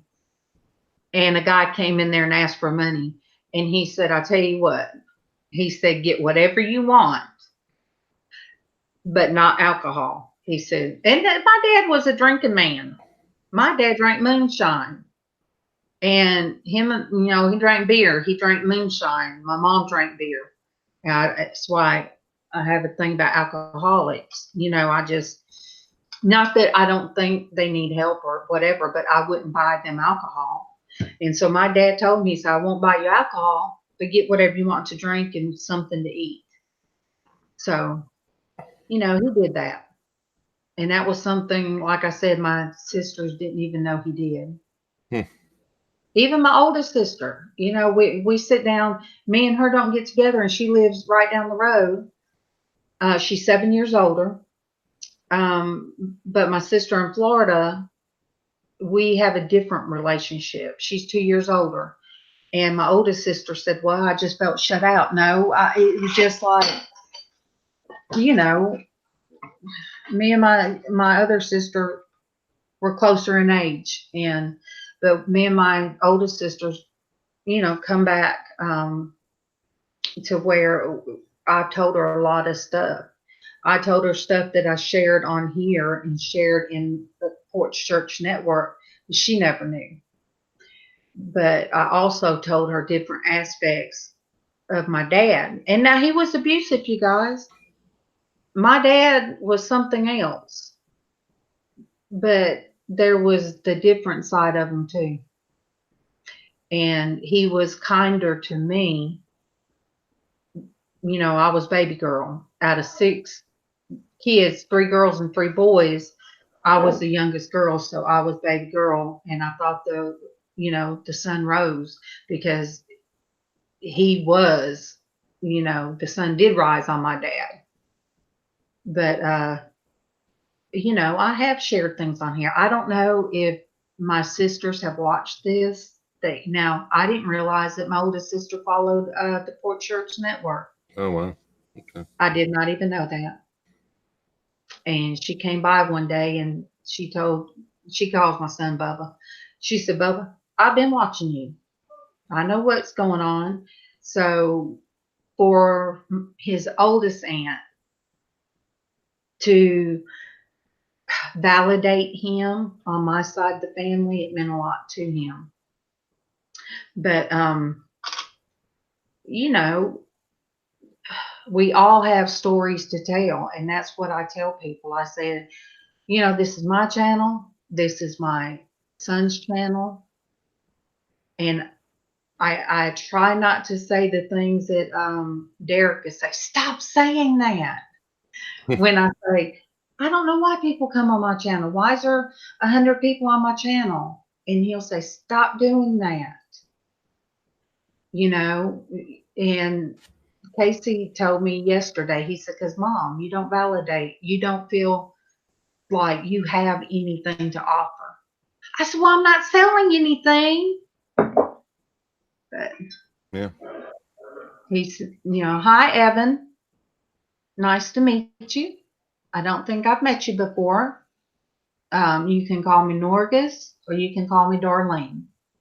I'm the same person. Norgus is a little girl that lives within me, and she is who is behind my creative side of me. And I will give you, all right, I'll tell you what, Adam, you describe me as if I was on your show. Describe you? Yes, see, you did yesterday. I'm putting you on the spot. I just said you're positive, you're good-hearted, you're a Christian woman, and you're giving, and you try to help others. Thank you, Adam. So that's what I strive for. Because if people can call you those things, what better way to be viewed? you know, people can call you beautiful. They can call you rich. You know, they can say, oh, Beautiful, you know, beauty is on the inside. I mean, you know, and you beauty's know, in the eye of the beholder too. and I mean, yeah, you and might be attracted to a certain type of man. I might be attracted to a certain type of woman, and it varies for everybody. I mean, maybe you like somebody that's tall and muscular. Maybe I like somebody that's shorter and dark haired, and somebody else likes somebody that's tall and blonde. But the beauty's from the inside. well, when I met Kevin, I was 120 pounds. I had a perm in my hair. My hair was blonde. It was Right. long blonde. I was skinny. I was tan. And he liked squishy. He You like he squish. yeah. So when I got up to 250, he looked at me like oh, still the most beautiful woman in the world. So um you know, people put too much on things that doesn't matter. So that's why I said, Adam, if somebody says I'm kind or calming, Casey says I talk to you guys like I do his friends that have sat at the table. And that's why Gina told me. She said, well, when you're doing your coffee talk show, Darlene, she says, sit at the table. Because Gina, everybody now knows Gina. Oh, Gina, I'm having a moment. Gina. You guys, what's Gina's last name? I'm having one of those moments and I've known her forever. Anyway. They'll come to you. Yes, Gina has been at this table. There's April. April's been at this table. And I don't know why April says I always make her cry. Yeah, she put that in the chat the other day, right? Yeah. So what she said it too when she was here. One time with Casey, and Casey kind of done an interview about, you know, what it was like losing her mom at a time in her life. Yes, Gibson. Thank you, Darlene. She's gonna get me if she sees this. But April says I make her cry. But I just, you know, you guys are sitting at my table with me. I'd make you coffee if I could send it through the thing. And if you wonder, Casey color coordinated. Casey put up this, and I put the last pods up there. Casey will redo it soon. Oh, so you had to look her up. Casey, when my daughter come in, she said, oh, Casey's been working in the kitchen, hasn't he, Mom? I said, OCD. He has to have it just a certain way.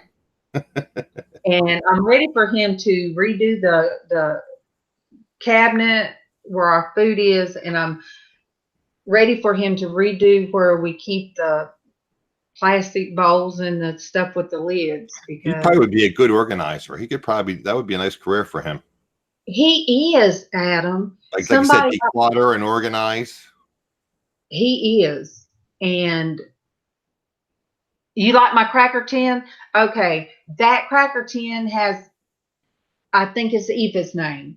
Eva, I think, is who says she liked the cracker tin. And that cracker tin, I think, actually came from Gina. And then the sifter up there, that wasn't, MawMaw used that when I came in the family, and I've been in the family 34 years. But then, since you guys are new, all right, here's a rolling pin. Oh, okay. The rolling pin was used at least 1900. I know 1914 because that's when MawMaw's, and I call my mother-in-law MawMaw. So if you guys see Xshydovex come in at any time and everybody's calling her MawMaw, she's Fran. That's my mother-in-law, but the kids, everybody calls her MawMaw.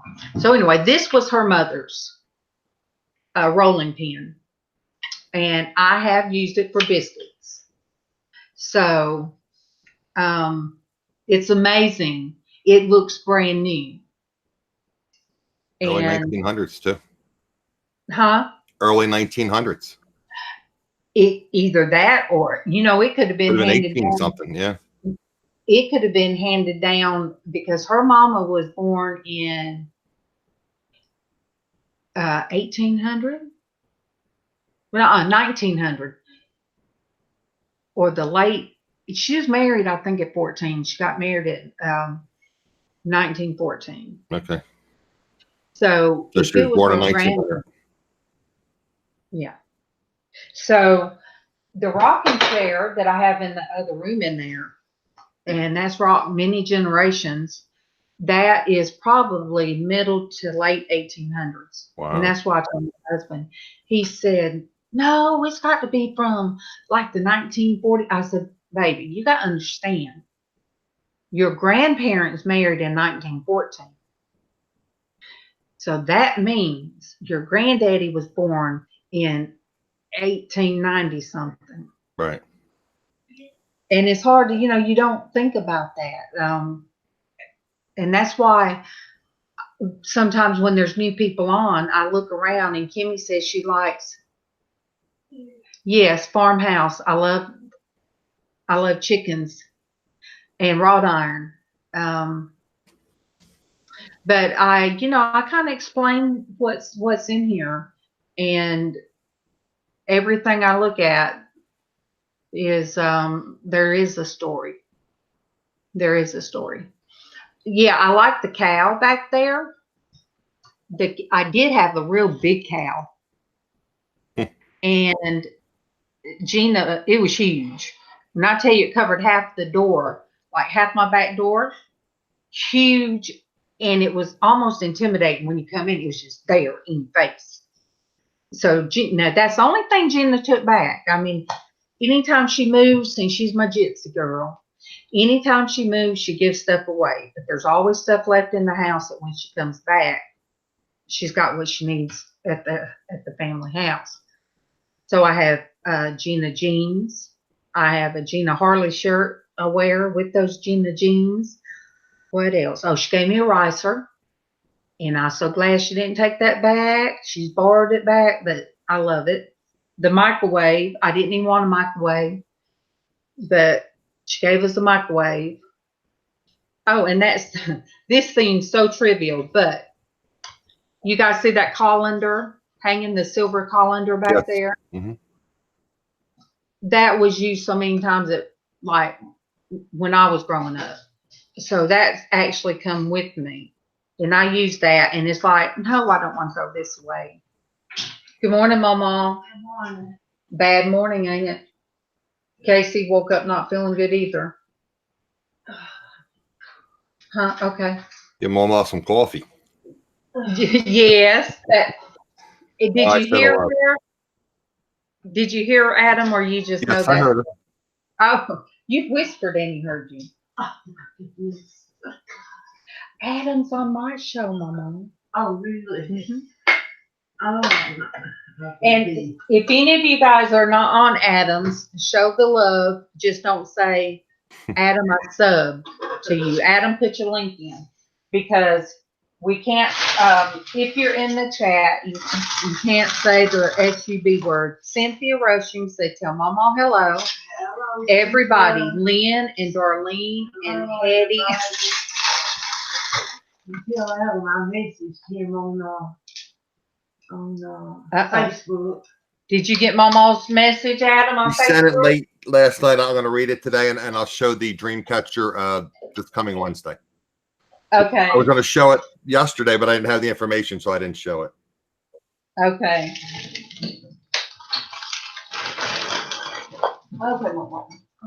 It's almost 12. I've been trying to get up since 10. I could hear you back there. You guys, the house is a big house as far as the shape of the rooms, but we have like an echo because, we have the high ceilings. So there's times that she'll hear me. Oh, Hetty says she loves her dream catcher, MawMaw. Somebody click on that link to make sure that it works, because I shortened it. It should work, though. Thank you. In fact, I can probably click it on myself. Let's see.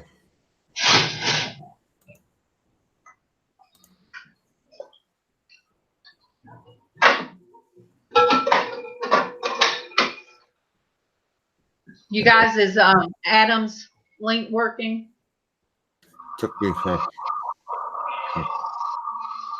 Don't know. I'm surprised. I figured my husband, Keegan, would call. Okay, good. It's working. Okay, thank you.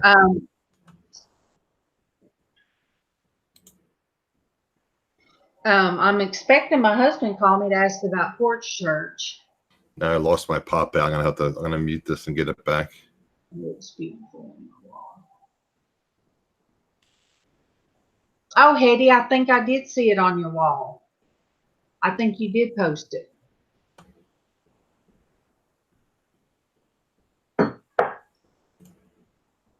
But, you know, for those of you that know that I did a painting, is what I started, and it was entitled The Little Me, and it's a little girl, you know, still inside of me.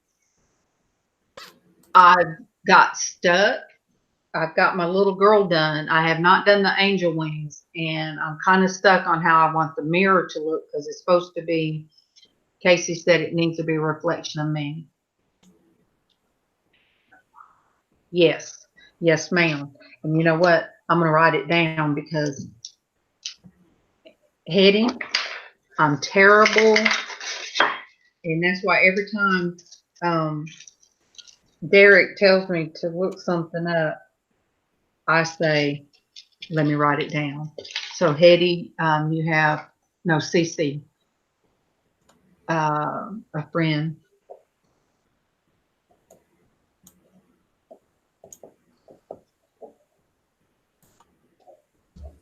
Got it. Okay. That's a pain when you lose your chat. It's a lot of work.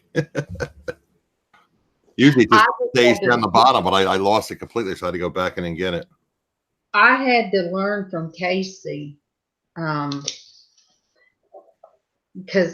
you know, it's such a delay, and he showed me, well, you pull I know the that live. I'm still not used to that delay. And I used to bring I told this story to Derek yesterday. I used to bring my iPad down, but since that's an Apple product, it's connected to my iPhone. So I'd mute my iPhone, and then a telemarketer would call me, even though I have my iPad muted, and my iPad would ring. Oh, It's like, you got, now I don't bring my iPad. I just bring my phone and I mute my phone. oh, Hetty. Oh, are you gonna come live? You want to join us, Hetty? Do you use the Chrome browser, Hetty? That's when you just use the Chrome browser and you'll click on the Google Hangouts and it should work. Do I need to put it back in there, or If he's on Chrome, I think you have to be on Chrome to be able to use it, because it's a Google product. Not today? Okay. Oh, Hetty, not today. You done got me excited. And then you say not today. Crystal, do you want to join us? Crystal is Rosie. Oh yeah, Rosie. I'd like to see you in person. She's been on my channel. She was one of my guests. Then I've seen her, but Yes. Rosie, will you jump in with us? She's probably in her office. She's probably working on Poshmark or something.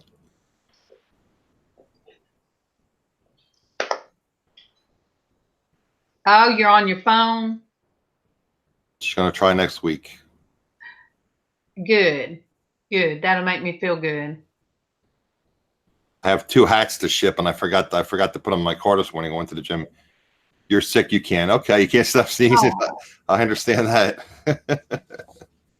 Rosie, where do you live? She lives in Las Vegas. Las Vegas? She's going to come. She's going to come meet me in person at eBay Open. Yay. So if you're sneezing, I didn't think people got allergies in Las out in Nevada. She said that because, and it's dry, but apparently the allergies are bad there too. I don't know.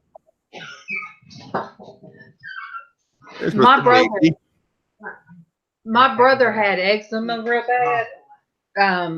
He was so itchy. And when he went into the military, and he was stationed in Florida. Glory, come on, go out, go use the bathroom, go. She can't Come on, see. stupid. Casey, come on. Oh, You have a place to live, to stay then, Hetty. Stay. Come My room's going to cost me over $800 for 6 days. well, she can't. There's too much That's going on. supposedly with a discount. She can't keep straight. There's your call.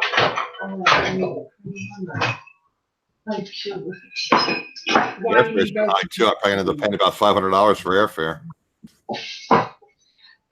But yeah, my brother, when he was in when he went in the Air Force and he went to Florida. You like him the Mirage? swimming- Okay. Him swimming in the water down there, I guess it's got the sulfur content in it, helped him Right. with his I saw Hey. Love, the Beatles show. I think it was either Mirage or Treasure Island. I forget which. I'm going to try to see it again this year. It was a great show. It had excellent seats. I have not thought about that, Rosie, about if there's no humidity. She said all of the pollen stays in the air. Yeah, it will. Well, Because humidity makes it drop.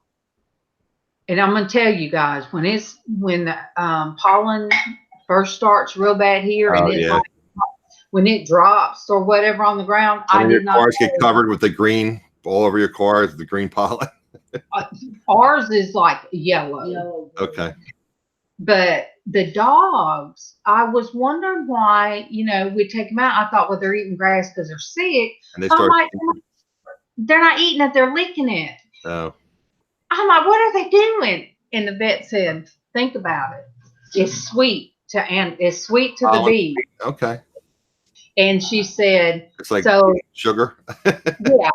yeah. So she said to the animals, it's their sweet time. I'm like, well, I ain't got time for all that.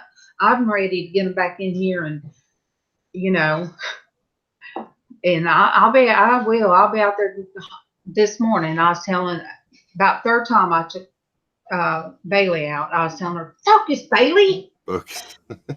You guys know we have a green pool right now, and it's got huge bullfrogs in it.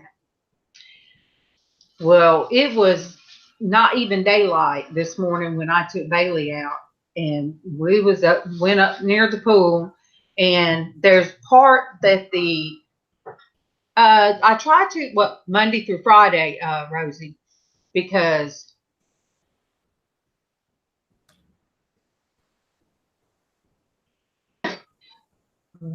Oh, you're frozen. I'm sorry. Oh, you're back. I thought that was me. I'll freeze.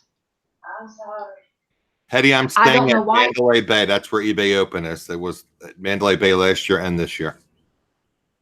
Let me try something.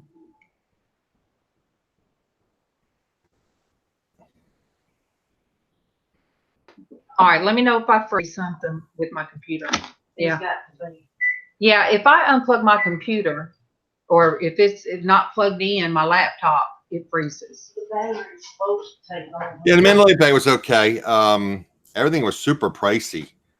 I wanted to get a soda, and it was like almost $4 for a soda. Plus, then you got to tip the bartender. It's like I pay, and every soda you get, you got to pay, like $5. It's like, this is crazy. So I was there with another big time YouTuber, and we were talking. He was in the sports book, and he says, you can get free comp drink tickets because I don't drink anymore. I haven't had a drink in 10 years.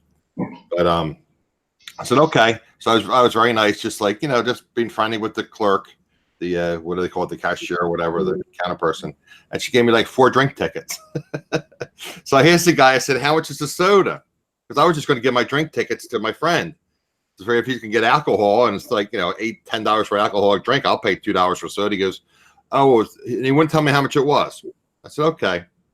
So he comes over and he goes, that'll be like $3.78 for a soda. He said, yes. I said, okay. So I handed him my drink ticket. And then I gave him like $1 tip or something. I think I had 2 sodas. I give them 2 drink tickets and I give them $2 in tips. But that's crazy. You get a bottle of water there. It's like $3, $4 for a bottle of water. You know, that's ridiculous. Even in like I've been sitting in the car before, and while Kevin would run in the store, and I'd look at, you know, what scrolls across, what you can buy. I said, it's ridiculous that a 6-pack of beer is cheaper than a 6-pack of water. Yeah. I'm like, it's awful that alcohol is cheaper than water now. Yeah, I do, Hetty. What I do is there's a gas station and a convenience store across from the Mandalay Bay. So I go over there and I bought like 3 or 4 like I guess they were like liter bottles of like iced tea or something, like flavored iced tea. So I got like 3 bottles of that. Did I get water? I don't think I got water. So anyway, so I got the iced tea and I left it on my dresser. And then they have ice. They have ice. So, you know, ice is free. Well, not free. You pay for it, but it's technically free. So I got the ice, and then I would, you know, use the ice, pour a little iced tea in with the ice. And then I bring my own K-cups with me because they have a little coffee maker there. And it's $5 for 1 K-cup. And I guess it's probably like a creamer and a sugar packet. $5 a cup. In your room, it's $5. It's not like you're going down to Starbucks. They have a Starbucks there, too. And the Starbucks is higher than regular Starbucks. So I said, So there's a McDonald's across the street. So I went across the street to McDonald's. I got myself a nice breakfast. And then when I was leaving, I said, excuse me, can I have another, like, just a clean cup of coffee with a lid, please? No coffee, just a cup and a lid. So they gave me the cup and a lid. So I stuck it in my bag with all my other stuff, with my iced tea and stuff. And then I used my K-cups in my room, and I used that coffee cup. And I just hid the coffee cup in the closet. Because I was using my own coffee. I wasn't using their stuff. Suppose if you take something out of their like refrigerator just to look at it, it automatically bills you. Like you put like a bag of chips or a soda or something, automatically bills you. Somehow they know that you took it out of the packet or the refrigerator or whatever. So but I mean, I have like at least 1 cup of coffee a day. So it would have been like another $30 in coffees. No, I'd just be walking across to McDonald's to get my tea. There's a Subway across the street. There's a McDonald's across the street, and there's an Indian restaurant across the street.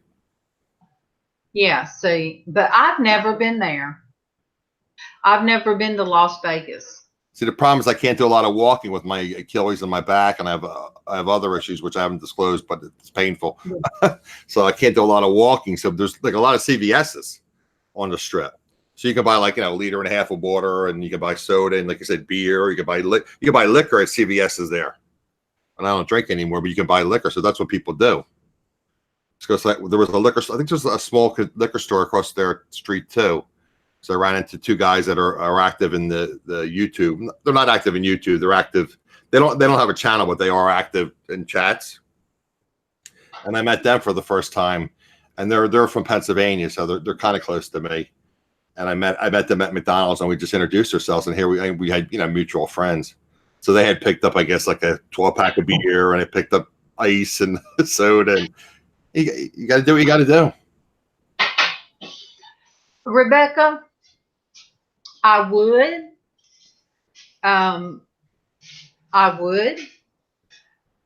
but you've got to understand, I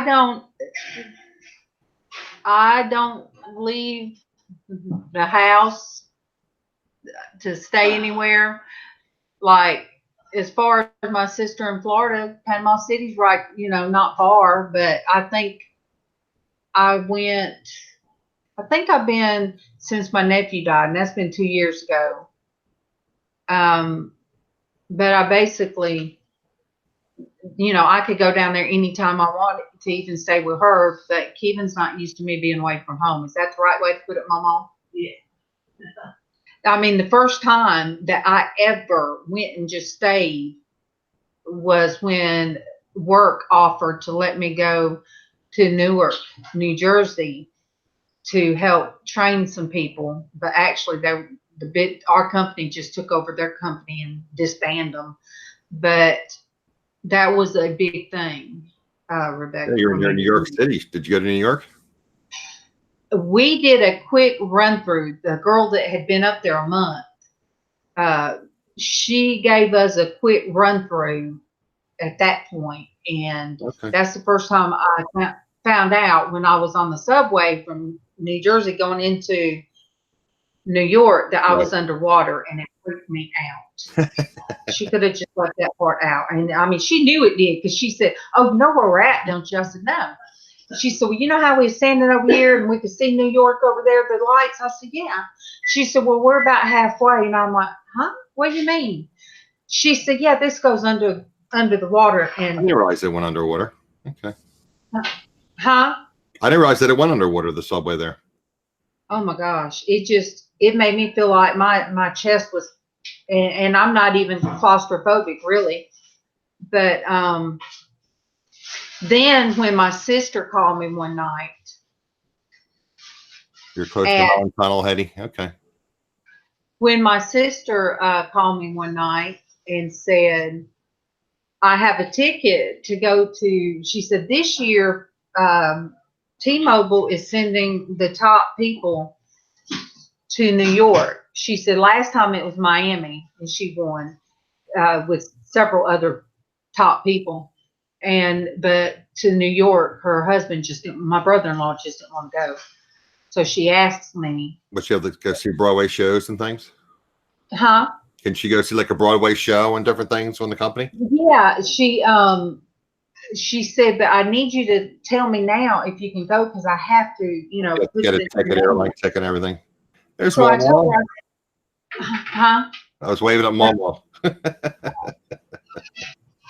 She's getting the Glory back in. I forget about Glory, and Mama does not have her walker, and I fuss at her.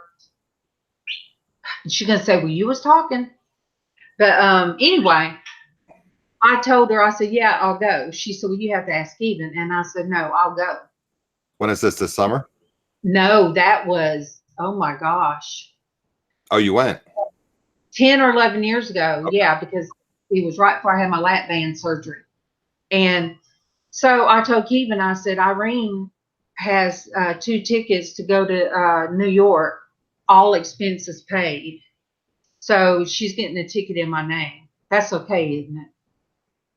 And he just looked at me. "You guys got to understand, that's just been 10 years ago. Me and him's been together 34 years.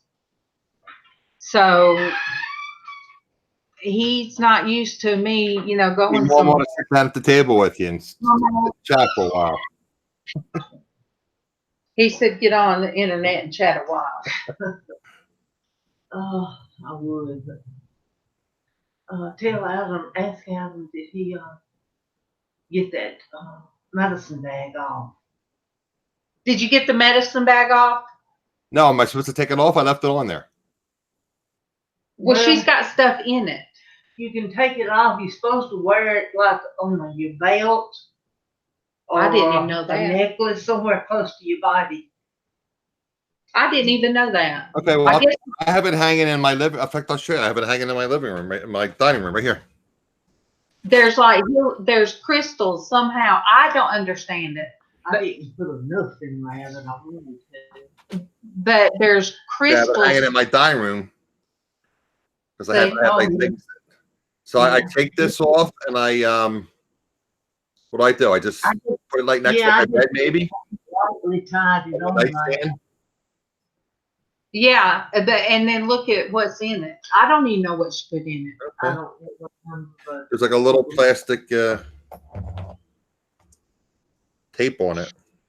Hetty, she got her. I mean, everything was all expenses paid. We were there for what, about 5 days.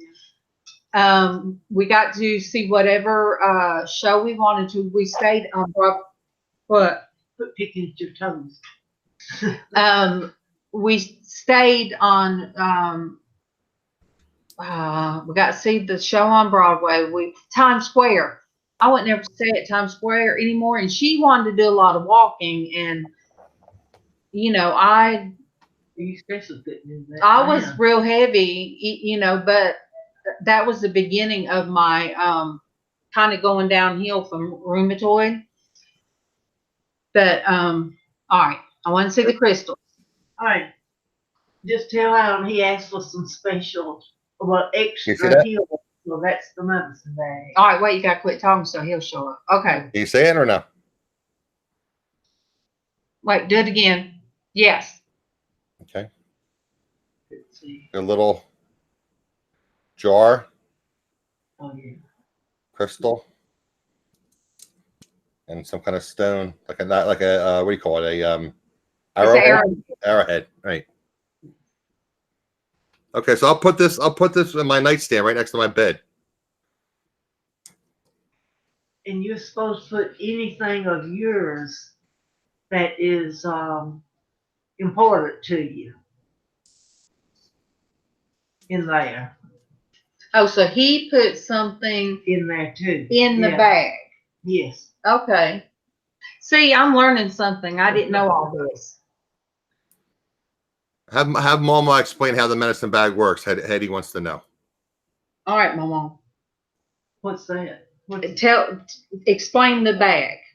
Okay, the medicine bag is where you put your important possessions in there.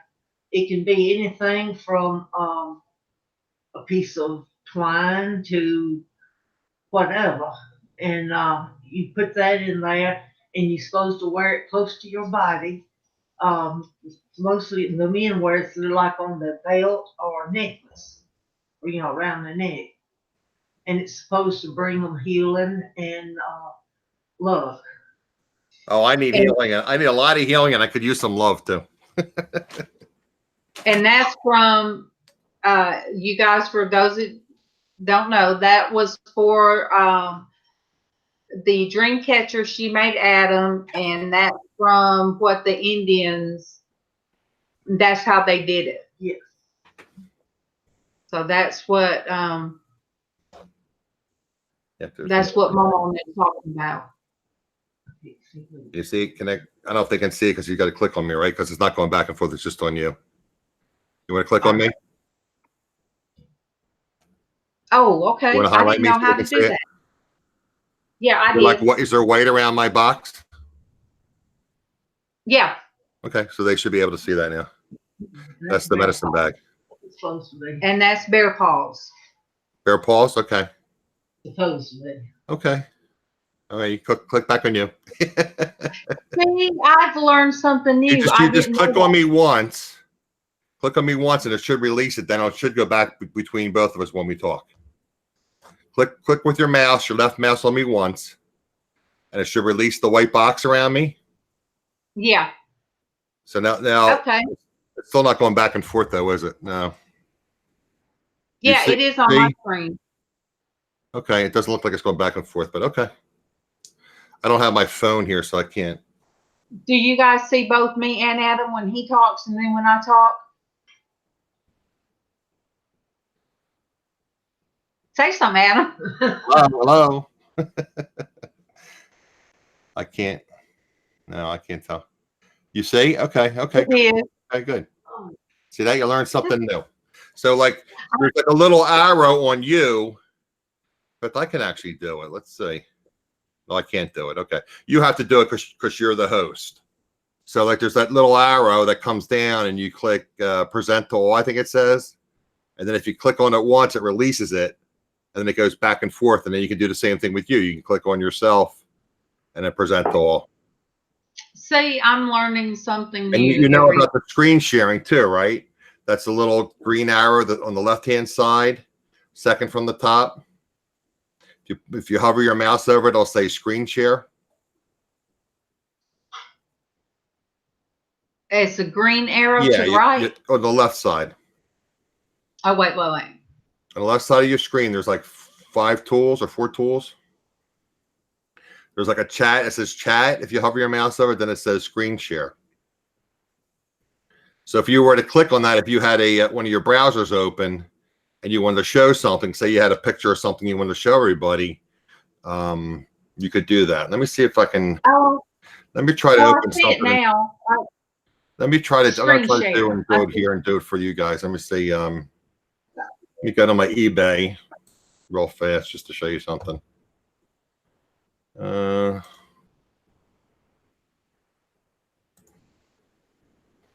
on.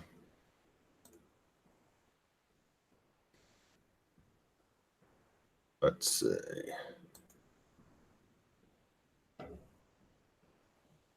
Yeah, my computer's slow today. Oh my word. Okay, as soon as I get on my eBay, let me show you guys something.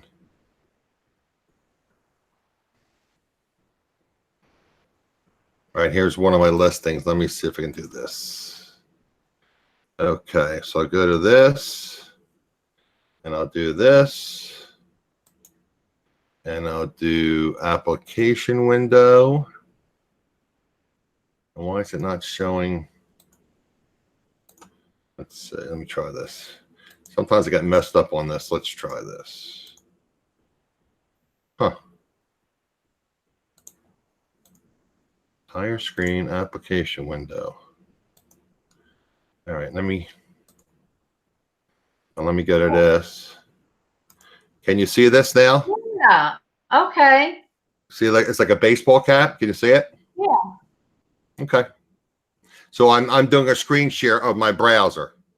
This is one of my listings. This is a Chicago Cubs World Championship locker room cap from 2016. I have two of those I have to ship out today. I have one left. There's the back. And then, yeah, I found the screen share. I wondered how everybody done that. That's how you do it. So, okay, let me, then you click on stop sharing. I'll just click on stop sharing. So now it should go back. You know, when I talk, it should show me and then show you. Yeah. Wow. Okay. Let me move. What it was, I had my screen too far over to the left. Okay. I know. And it's confusing because it'll show your whole screen, or you can just click show your application window.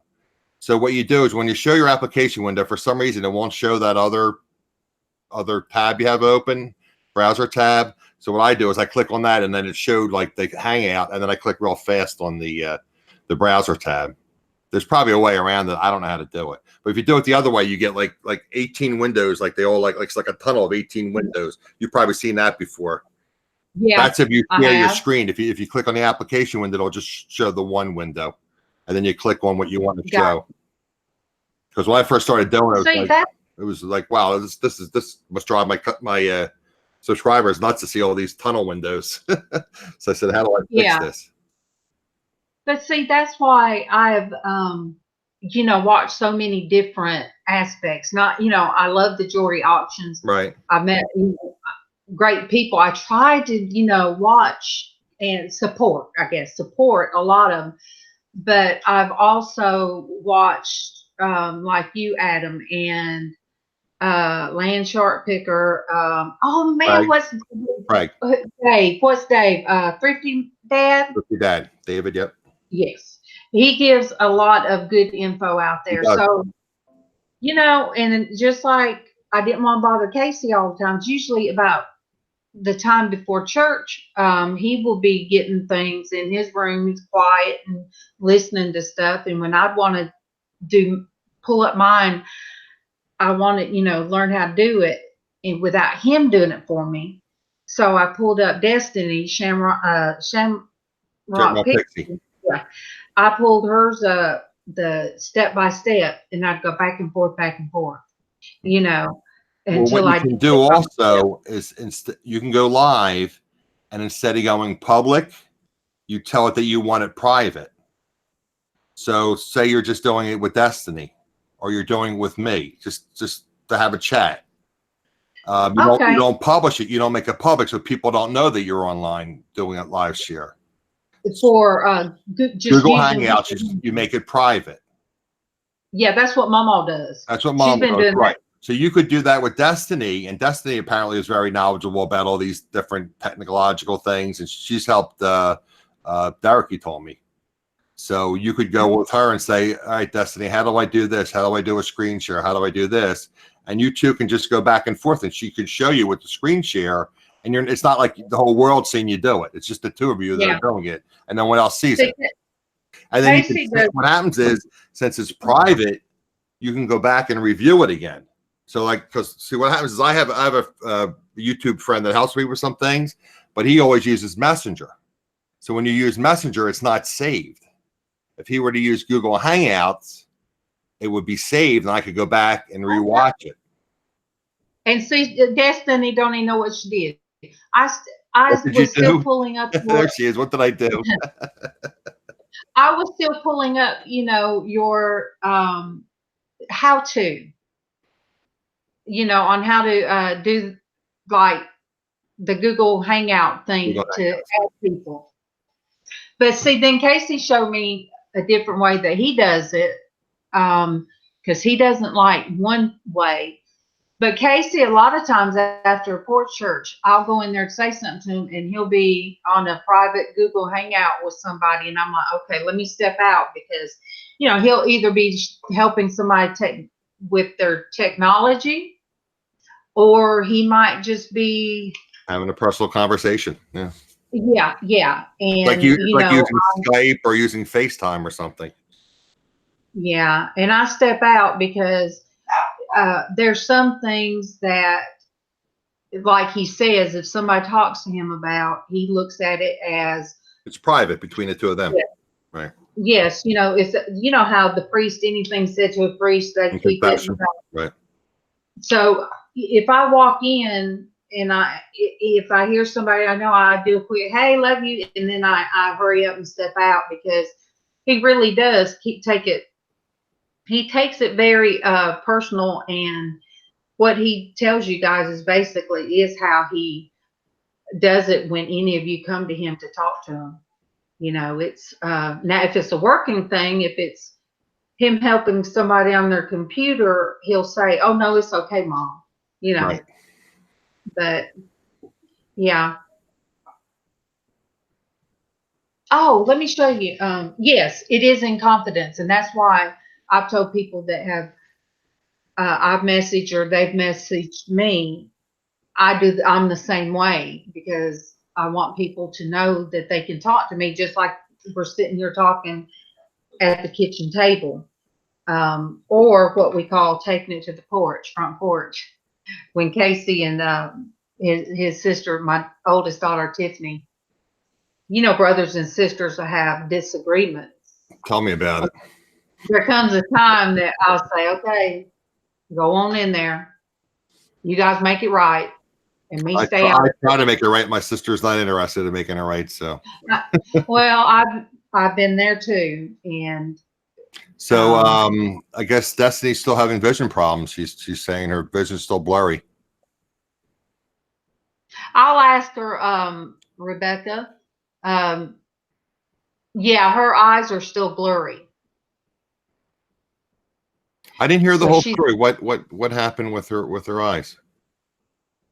Her cat scratched her eye. Cat scratched her eye. What, did you scratch her retina? Destiny, it was real bad. Wow. It was real bad. And she's been on antibiotics, and how about that? Oh, but when I went to New York, we did go see Phantom of the Opera. You want to join the chat, Destiny? Can you see the link, Destiny, to join?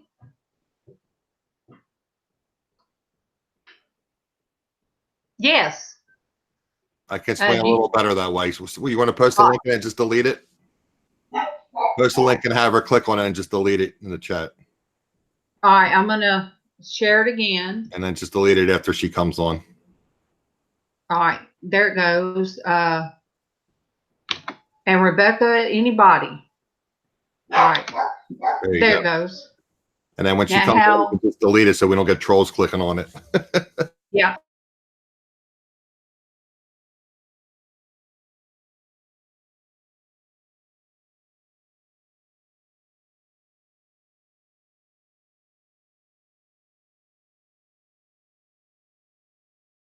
Say. Wait, I think I got it. No, I can't. I can't delete it. I can report it, block it, or go to channel. You're gonna have to delete it. I think I did it. You did delete it. Yep. Yes, you did. Yep. Okay. You're good. And Rosie's Closet. I love Phantom of the Opera, but my poor sister, she did not enjoy it. Oh, I love that. I saw that on Broadway. I listened to the music on Amazon Music. The Phantom. Some nights I just listen to that music. That was my favorite And I Broadway show I saw, the Phantom of the Opera. I brought back a CD for Casey and a CD for me because when we got back to the room that night, there would be gift bags already in our room, and she had the CD, and then I had the CD, and she didn't want it. She don't like musicals, so Casey got one, and I brought him back a shirt. And what's freaky, I did not know this. I went in the bathroom one time and I cut the light off, and it glows. It freaked me That's out. awesome. I mean, here I am in the dark, and it's like, whoa, right in the mirror. Do you have Beautiful. Amazon Prime, Darlene? I don't think so. Okay. Do you have to pay for it? Yeah, it's like $120 now. Whew, no. Okay. But I mean, that part of that is Amazon Music. But then when I was at the gym, I used their Wi-Fi and I was listening to my Amazon Music. You know, like different channels, and they kind of I call it spying on you. They track what you listen to and what you do, so they know I like a certain kind of music. So they'll make my own channel, or they'll recommend music that is similar to what I like to listen to. So it's $120, but I figure I more than make that up with free shipping over the course of a year. So That's what I miss about having my iPhone, because my iPhone, I had such beautiful, great music, on that. But Crystal uses it. Yep. You have the Phantom on your regular playlist. Yep. I love the Phantom, the Phantom from the Phantom of the Opera. That's my favorite song. When the Phantom's singing to, I forget the star's name, the actress, when he's singing to her, the opera singer. That's a beautiful song. I'm sorry, we're talking here, Destiny, and we're not listening to you, and I see you're wiping your eyes. Why don't you tell us what's going on? Okay, so a week ago, this past Monday, I wear glasses, and I took them off so we could eat dinner, me and the kids. And our cat got stuck here, and she was screaming bloody murder. And so I jumped up, I ran over to her to see what was going on, and it looked like one of these little pieces here had wrapped around her paw, and like she wouldn't let me touch it or anything like that. And so she turned, and as she They turned, can't see Destiny. You click on Destiny. I am. Yeah, remember I told you how you click on her with the little arrow and it'll highlight her. I see her. Well, it's going back and forth now. Okay, there you go. There you go. Well, it's going back and forth. It's okay. But what ended up happening was when she turned, she's kind of spun around and she lost her balance on here. And so as I went to try to help her, she tried to latch on to this, but instead she got my eye. So I ended up with 2 lacerations to the cornea. I've been in and out of the doctors ever since. Everything's still pretty blurry. And I learned something out of this experience. When one eye has damage, the other one is affected. Okay, Darlene, they said they're seeing me, they're not seeing Destiny. I don't know why, because the white thing is around Destiny. Is it around Destiny? Okay. The white box. Then it should be presenting her. Yeah. I'm sorry. And you might not see me either because the light isn't all that great here. I see you. So yeah, so my eye it's in the process of healing. I had a lot of procedures that they had to do on my eye. Some pretty graphic stuff that I doubt people want to hear that part of it. But they had, because of the laceration, and one was worse than the other. And so, they say it's still locked on me. All right, let me do it again. What, you want me to read something? No. Yeah, what does that say right there? My kids have been helping me big time. It's locked on Adam. Okay, so then, yeah, that's what they're All right, teaching. Mom, I'm gonna cut All this. right, let me do it again. No, that's for dinner.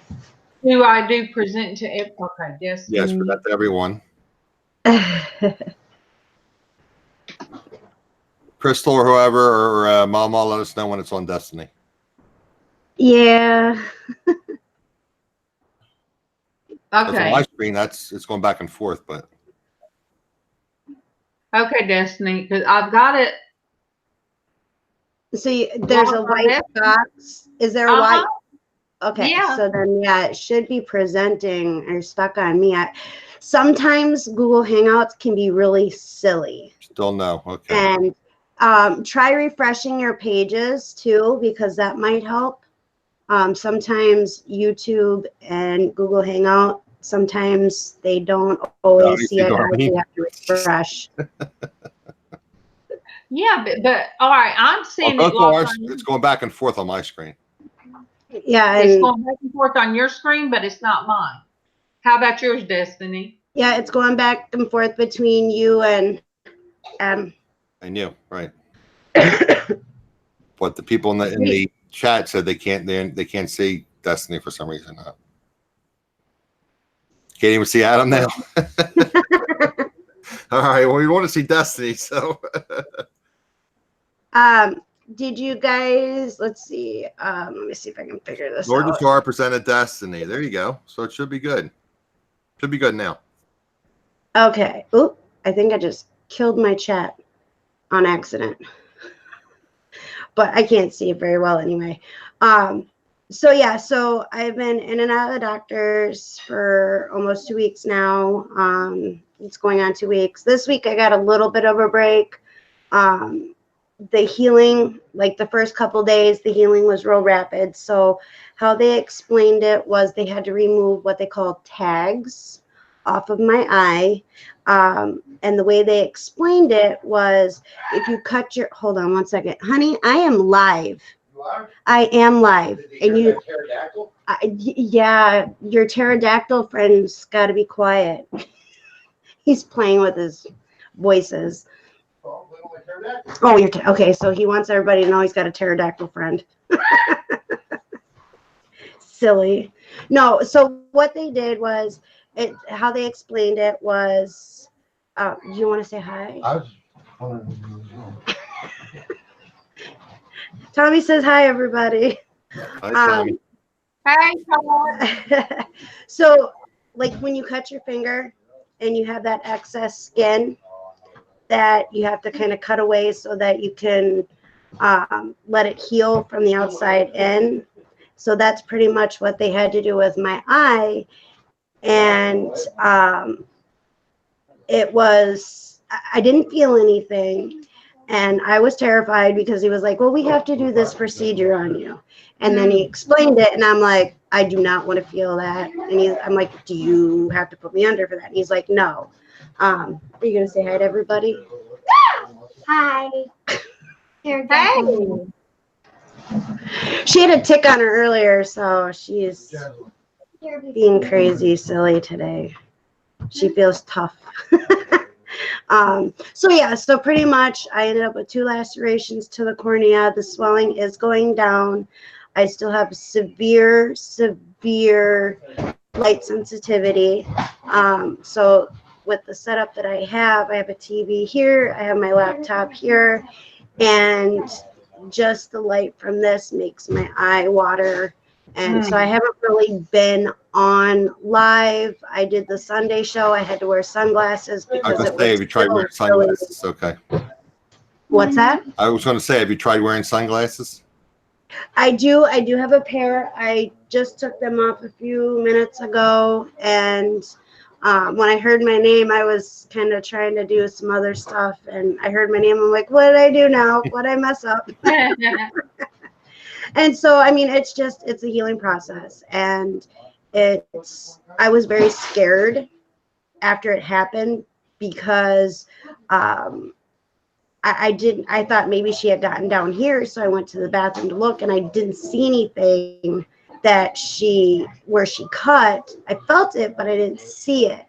And all of a sudden my eye just started swelling. So I messaged Tommy and I'm like, hey, can you get some soothing eye drops? And about an hour and a half later, he came home with some soothing eye drops. I put them in my eye, and I thought my eye had fallen out of my head. It hurt so bad. Yeah. And then he took me to the ER, and he's like, do you think you need to go to the ER? I'm like, yeah, I would think so, considering that it hurts to put soothing drops in. So we went in there. I'm in the ER, and he's looking at my eye, and he's like, oh, you just have a little scrape. And then he turns this blue light on to check stuff. And he was like, uh-oh. I went, wait a minute. For one, you never say uh-oh when you're looking at my eye. Never good. It's never a good thing. And that's when they found the 2 lacerations to the cornea. And then he had to call 2 different hospitals to see which hospital was able to see me, and if it would be okay for me to go home that night and just travel the next morning to one of the hospitals. And my mom ended up taking me. And so I ended up going to Marshfield. I love Marshfield. Anything that medically that we have to have done by, like, my kidney specialist is there. Tommy's doctors are there. Specialists are there. Now I have an eye specialist that I have to see. And so it's an amazing hospital. That's where I went and got my sinus surgery done.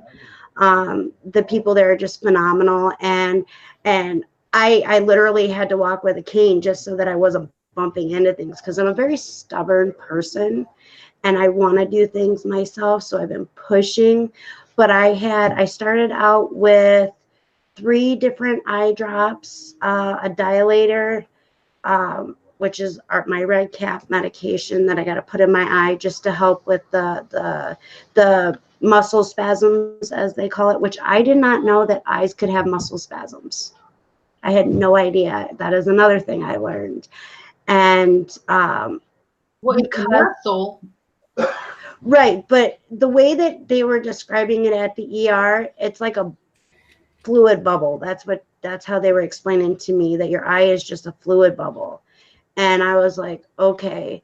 I'm like, that's a little weird, but okay. And so he's a good ER doctor, but not a good specialist. So I had to, so I'm sitting here worrying that, my eye's going to drain all out and stuff like that. Cause it's been nonstop watering, it's healing. And so the whole eye had to be worked on. So it was all exposed. They gave me the dilator eye drops so that it would help with the light and stuff, which it really doesn't. They gave me 2 different types of antibiotic drops that I have to put in a cream. So for the first week, I had to do this 4 to 6 times a day. So I couldn't see nothing. Like my eyes were they were shot. And so I learned real quick where talk to text is on my phone and the enter button. Now I know that I think Mama had a show, Hip Flip and Mama had a show, and they were asking me how I was doing and stuff like that. And I put in, I have eye drops and ointment that I need to put in. And all of a sudden I hear, you have to put in an appointment in your eye. I mean ointment. And I'm like, oh, this talk to text sucks because I can't proofread it. The autocorrect is even worse. Oh, right. And that's what I was concerned about. I was like, okay, I'm done. I can't do the chats. And so I was listening, but I couldn't see anything. So I was kind of lurking a little bit in a few of everybody's chats or into their videos, but I couldn't say anything because I couldn't respond. And I did not realize how many people, I have a lot of people that follow my channel and stuff like that, but I didn't realize how many friends I have made in the YouTube community that have reached out and been like, how are you? Do you need anything? you know, pray for her and stuff like that. And we were kind of dealing with the situation with Tommy, which he's getting better. He had to clear a lot of things off his plate. They're figuring that it's stress related. And so he had to, you know, we had to make decisions on how to move forward and stuff. And he does have a sleep study he's got to do and some blood work. And then we'll know for sure if it was fully stress that was causing the migraine here and the pain and stuff here. And they did a EKG because I was concerned about some chest pains that he was having. That came back normal. And they're thinking that that's also stress. And so, you know, he's doing a lot better, with a lot of the stress off the plate, a lot of the stuff off the plate. And now he's just worrying about me. And it's funny when two people are either, you know, one's injured and one has things that they're dealing with, like with the migraine and stuff. I'm trying to take care of him blind, and he's trying to take care of me because I am blind and he's got a headache. And, you know, so it was pretty funny as to how everything went down. And we're two peas in a pod at the moment. You know, being stress, but he ain't supposed to stress, but he's going to be stressed, worried about you. Yeah, exactly. And, you know, and the doctor told him, he ended up going in a couple of times too, because the headache just wouldn't subside and everything. And I want to make it clear, Tommy will be okay. He will be out and about in YouTube and everything. It's just, he won't be doing a lot of lives. He won't be doing a lot of videos at this point until we know for sure what's going on. And so, you know, one of the decisions that we had to make was, our Sunday show that we do with Kim and Pat, because of his, oh, I don't want to thank you.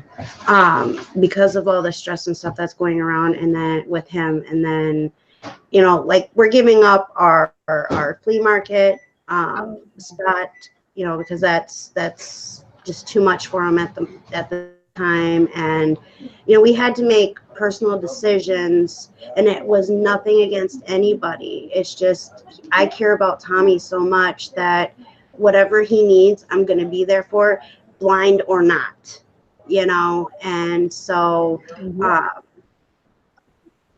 it's, you know, I don't want people thinking that he doesn't like people, because he loves everybody, you know. It's just that he's got things he's got to worry about now that doesn't, you know, it's personal stuff. So I always say sometimes life gets in the way. So yeah, it does. And like me, I'm going to do videos. I'm going to, you know, do the Sunday show and stuff like that. I handle, I guess, stress a little better than he does. And with his health already the way it is, we have to draw that line to where it's safe for him. And so, you know, there's some things that he does want to do once in a while and stuff like that. And I'm sure I can get him to pop on, you know, when we do our Sunday show, kind of sit with me and stuff like that. And if it's too much, then he can go, you know. And he's a very strong person, so I'm not trying to, you know, criticize him or anything like that, not in the least, because he is one of the strongest people that I know. And there's just things that with life you can't do. And so there's going to be some stuff going on my channel as well that a lot of people are going to be like, what? And a lot of it has to do with what Tommy has done for me in my life. Everybody needs a Tommy. Just saying, everybody needs a Tommy. I get a Tommy. I have a Kevin, because I tell people, I say, you know, Monday through Friday, you know, but once it's 5 o'clock, that's, you know, my husband's time. Or if he were to come home today not feeling well, I would, I got to go. He's home. So, you know, my life revolves around him. You know, he's my, hey, He's my number one. Yeah, I mean, you know, I'm going to still have reselling stuff, but I'm going to start talking about things that I've been through in my past. My aunt actually told me that my story could help somebody else. And Yes, ma'am. so I need to tell my story. It's not a pretty story. It's not. Excuse you. I heard that. That was Tommy. You know, my story isn't a pretty story, but it's a story that. Oh, hello, Doug. Hello. I did not know you were here. Me neither. Tommy's buddy's here. You know, it's a story of my life, and it's time I share it so that people know where, what happened to me. You know, a lot of people don't, and a lot of people, I mean, I've had people say, oh, you're so strong. You know, I can't believe that you went through this stuff and everything, but they don't know the story. So it's time to share it, and maybe my story can help somebody else. And so that's the direction at this point where my channel's going to be going. And what's that? That is so, you know, strange because I have just gotten the ability for me to just say things, you know, to say I was child abused, or this happened to me, or this happened. And, you know, it really took, you know, now that's why I told my sisters, you know, to watch it. I don't, I try not to call their names, but Right. I didn't do anything wrong, you know. It wasn't me that was at fault when I was child abused when I was real little. It wasn't, you know. And then we've had other people come on, you know. Kimmy came on and shared her story, and so I don't know what it is unless it's this Southern that you guys say is comforting Southern sound. I mean, but that's what I guess I told Casey I wanted mine to be. It's taken on a whole different thing from just me making God jars, because so far I hadn't done the one live, but you know, and then I was being sneaky about that as to who's going to get it. But anyway, you know, I didn't know it was going to take the turn of. I think Traci came on and shared, you know, the church experience, her parents being atheists. And I think she shared that in Porch Church. So we did not know that people would just want to share, you know? Yeah. And in my channel, I mean, it was, you know, I'm going to talk about books. I'm going to talk about the things that we do for reselling. I'm going to talk about many different things. But my aunt, you know, when she told me, oh, you should tell your story, I'm like, I don't want people to know what happened to me. I didn't want to feel judged. And she's like, no, she's like, you're not going to be judging even the people that judge you. That just means that you don't need them in your life. She said that, you know, she's a very wise woman. I love my auntie. But if I don't tell my story and somebody is living that same life and they don't think that they can leave, that they can survive, let me tell you my story, you know, because I went from, hold on. Oh, thank you. I went from being severely abused to being able, granted it took a long time, but being able to walk out my front door and not be afraid anymore, you know. And I'm not going to go into graphic detail on what happened to me. That's just something I don't want to. But I went through counselor after counselor after counselor, and all they ever said was, well, what did you do wrong? Wait a minute. Wait a minute. You're a therapist, you're a counselor, and you're asking me what I did wrong to deserve to get what happened to me done? No. I have gone through so many counselors and so many doctors trying to help me and, you know, get over what I went through, and none of them could do it. And I'm not claiming to be perfect, because I know I'm not, but I have this strong feeling that I'm being pulled. And a lot of it is my aunt, you know, and I talked to Tommy about it this morning, you know, because I didn't know exactly how to go about it. But people want real. They don't want a script. They don't want the everyday, oh, well, my counselor told me this, or my counselor. No, hear it firsthand from a survivor. You know, hear it from the heart. Oops. I just dropped my eye patch. I just dropped my eye patch. You know,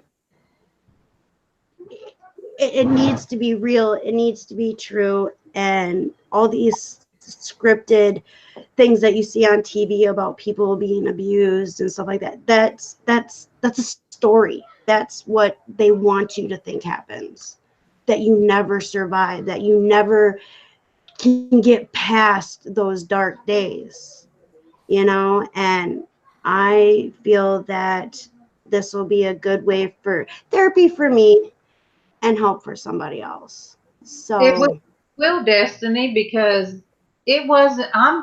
I keep saying my age because I don't care. I'll be 55, say in October, mhm. and I just last summer told some very, very personal things to my husband, and we've been together 34 years. It took that long for me to tell him something and ask him, well, will you still love me? But it wasn't something I did. It was something that was done to me. I had no control over, but for all those years, I thought I kept it pushed down. I thought I had a handle on it. But when you watch a lot of TV or Netflix and you're watching Criminal Minds and you're watching Forensic Files and you're watching these things, and they will trigger. And when my stepdaughter come live with us, and she was 5, it was 6 sometime, and I had to take her because she was child molested, and I had to take her to counseling, and it triggered stuff in me that, I mean, I just I'm done. I didn't know, because I didn't, there was things I had pushed down so deep that it was real hard to deal with. And then I would always see people as, well, is, you know, when things would happen to grown women or teenage girls, I would make the comment, well, she wasn't dressed like that. I was saying things that was putting fault on people that were victims, because in my head, I would always hear my mom's voice. But that's what you get. If you hadn't done so and so and so and so, that's what you get. So, because from here, and I say on here sometimes, and you may have heard me, Destiny, and I'll say it, flip it. Oh, honey, there ain't nothing you can say about me, you know, that I ain't done been called before I was 12 years old. Well, see, there's things that was I was called. My sister told me, Darlene, you was called that when you were 5. I said, oh, I didn't really realize how early. So, you know, I say it flippant, but I have only recently, Destiny, been able to just say it, because you know what? It wasn't my fault. Yeah. And And it took me a long time to um, come to terms with that, because for so long, you know, you have it pounded in your head by different people saying, it's your fault. It's your fault. What did you do? Yeah. Why did you let him do this? You could have walked away. People who are never in that situation or have never experienced something like that has no idea what strength it takes to walk away. They don't know the things that you have to do in order to walk away, to protect yourself. And And it frustrates me that counselors, people that you go to talk about what happened to you so that you can move forward, have the nerve to tell you, well, what did you do to deserve it? What did you say? How did you act? How did you dress? No, that is not okay. It doesn't matter what you do. If you are victimized in any way abusively, it doesn't matter what you do. You do not deserve to have somebody put their hands on you, mentally, verbally abuse you. And there's another one that I don't care, I don't like the word, but it does not give them the right to make you be their slave, to do everything that they say to do. And if you don't, you get to eat on the floor like a dog. You burn something. Guess what? You're eating on the floor like a dog. That is not okay. That is not okay. And I am realizing that people who do this are the ones with the problems, not the victims. It's the people that do this to them. And you can't let that person win.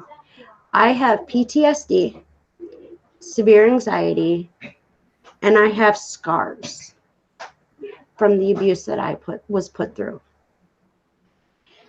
My scars, yes, they're healed, but I look at them and I'm like, maybe I could have prevented that. And then I'm like, wait a minute, why am I going into that deep spot, that bad, evil place? No, it wasn't my fault. That scar represents that I survived.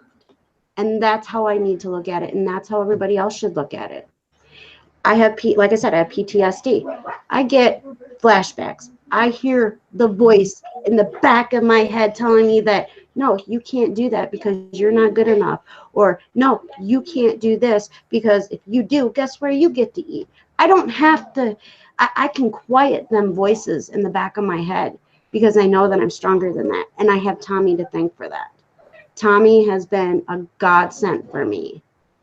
And he's helped me realize. What's that? That's like, you know, Kevin was a lot, he was a lot like my dad, to where I was so used to somebody telling me, because my dad would tell me, I'll do your thinking for you. When I say jump, you don't ask how high. Well, my first husband didn't care where I was. He really, I mean, the way he was. Then I met, you know, I got with Kevin, and I liked that he wanted me with him all the time. So, you know, good morning, Tara, or afternoon. But we went through our time that Tiffany did not, my daughter did not understand. Mom, why do you call him? He's out on the road. Why do you not go to Walmart if he tells you you can't? I don't know, Destiny, why we went through that time in our marriage. But if he told me, no, you don't need to go to Walmart. It took me until I got in my 40s, late 40s. Okay, Derek, I'm sorry. Derek said, ceramics, remember, I knew there was something today and I forgot. But anyway, it took me to finally say, because I want to. Don't tell. I mean, it really got to a point that in our marriage, and Casey one time got in his truck and run over to Tiffany's house. She lived across the highway from us. He said, Mama's going crazy. And she said, what? What's wrong? She's in there hollering at Daddy. I heard her in there cuss at him. She's in there screaming at him. He don't remember. He was younger, you know. Mm-hmm. And he said, well, about dang time. So thank God he doesn't remember when we first were together. We were first married, and he says he wishes he'll get teared up when we watched The Butterfly Effect. this grown man, and if you guys have seen this big burly man I'm married to, he teared up, and he took me by the arm and he said, if I could go back. I said, would you still be with me? Because I always thought he was too good to be with me. And he said, I would be kinder. And he cried. He said, if I could go back, I would be kinder. And I said, but because of the changes you have made, I would not take nothing for the relationship we have. Good morning, Derek. Good morning, Derek. Because what we went through at the times in our lives we did, he is so kind and he loves me more and harder. He would tell the kids, I apologize to you kids for what you had to hear me say to your mama. But see, Destiny, that's the difference. He apologizes, but he's done something my parents would not even recognize to say to me. Now, my dad, he had a stroke, but before he had a stroke, he'd come up to my house by himself. We had our talks. We had our time, talking. And I love my mother. But to this day, she will not see that she did anything. And I will show this because it made me cry. I'm still working on my little girl inside. Because when I painted this last week, it made me cry.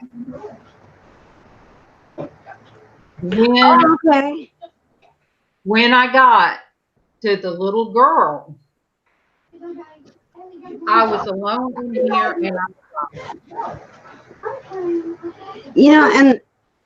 and that's a beautiful picture. It really is. I've seen you working on it and showing it in stages. It's not finished, but the little girl's the focus. And Casey said, Mom, show where you are now.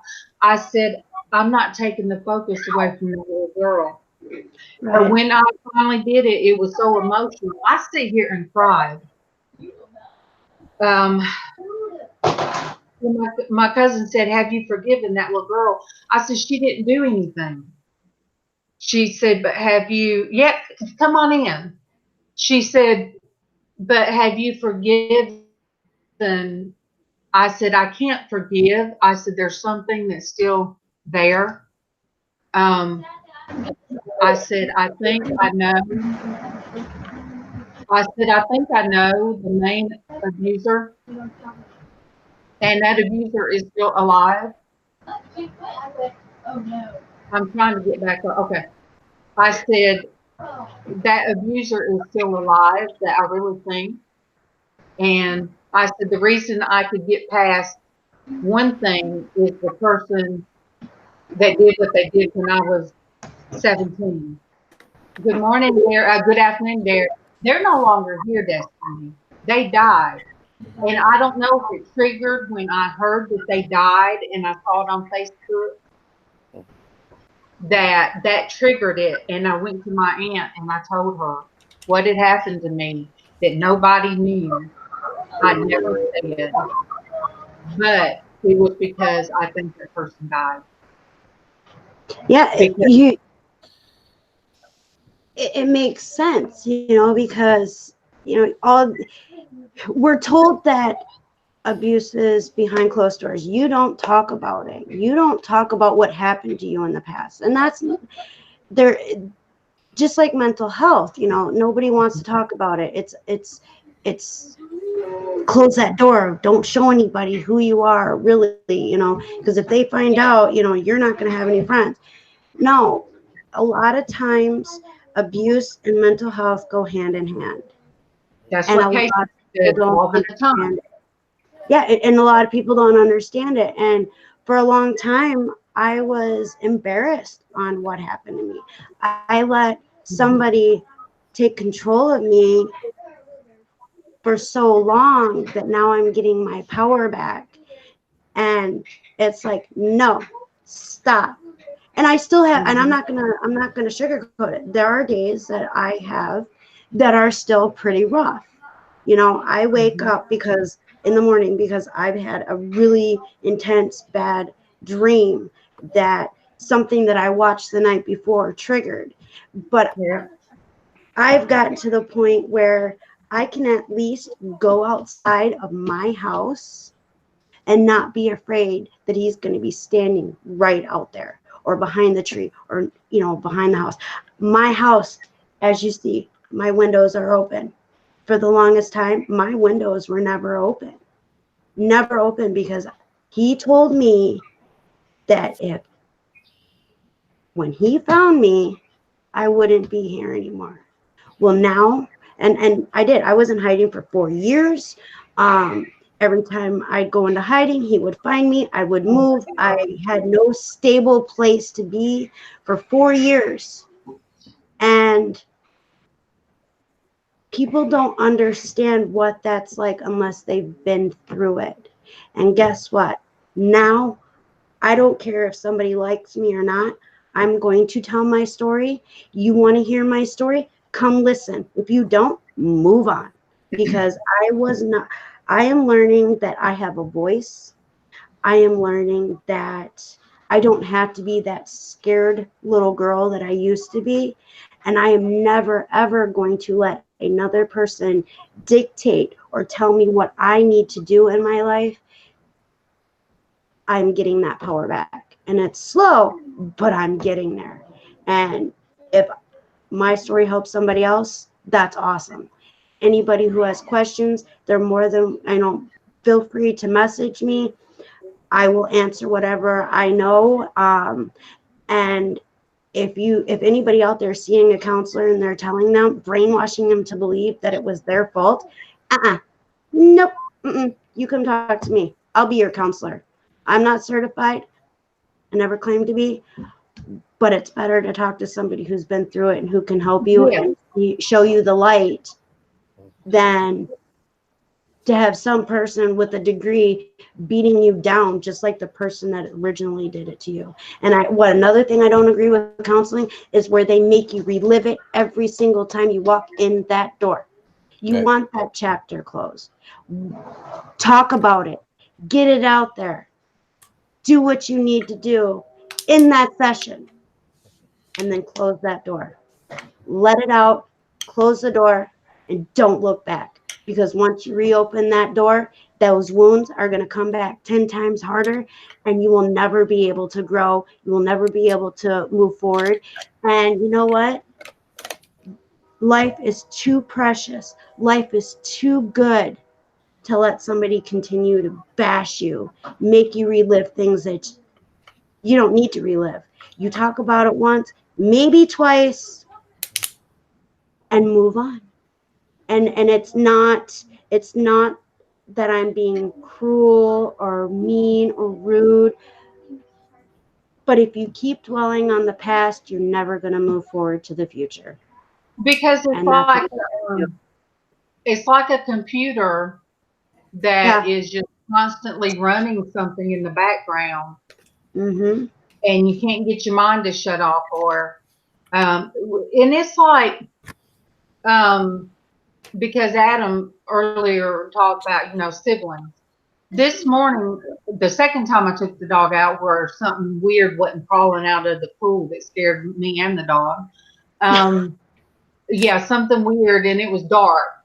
Come crawling out of the pool, making a scratching sound. I don't know what it was. Yeah, Derek's on MawMaw. But anyway, I remembered a dream that I saw that my dog was out here for real time now in the daylight. And she was over near the blackberries. And when I saw the blackberries, I remembered the dream. And in the dream, me and my younger brother, there was blackberries everywhere. And I heard my dad talking, and my younger brother said, "Oh gosh, me and him used to fist fight. We used to roll around when we were kids, and we'd get sweaty from fighting, and Mom would make us sit in the corner with our arm around each other. Boys stink when they're young, and they get dirty." And anyway, here me and him, he's saying, "Well, Dad, she's eating all the blackberries," but it was a good dream. It was a good dream. Then I remembered me and my younger brother.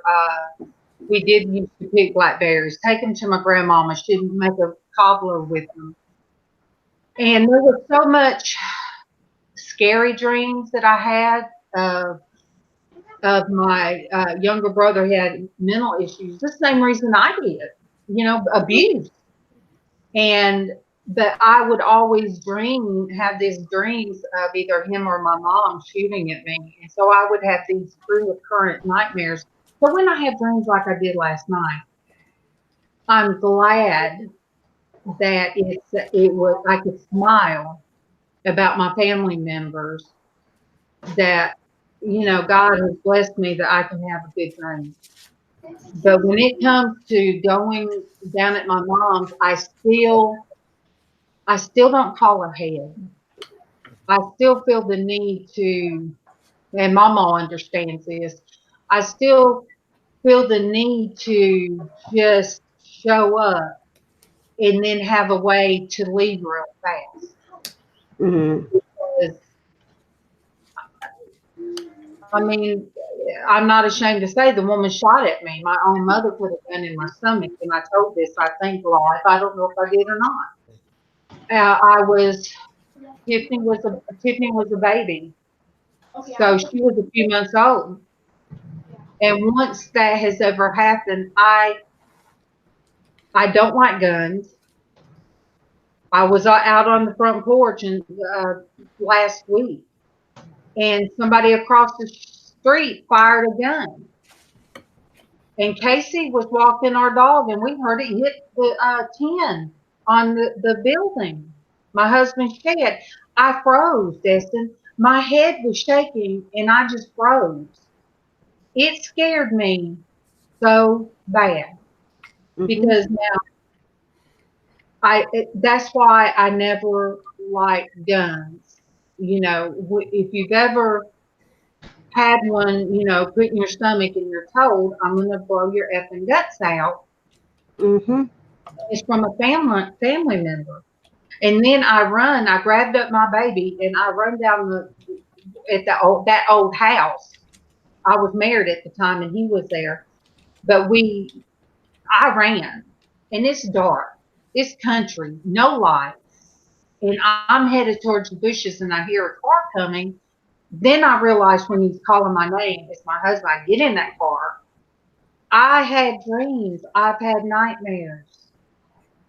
I don't now, but I always would have to have a contingent. I would have to have a way to park to where if I had to leave fast.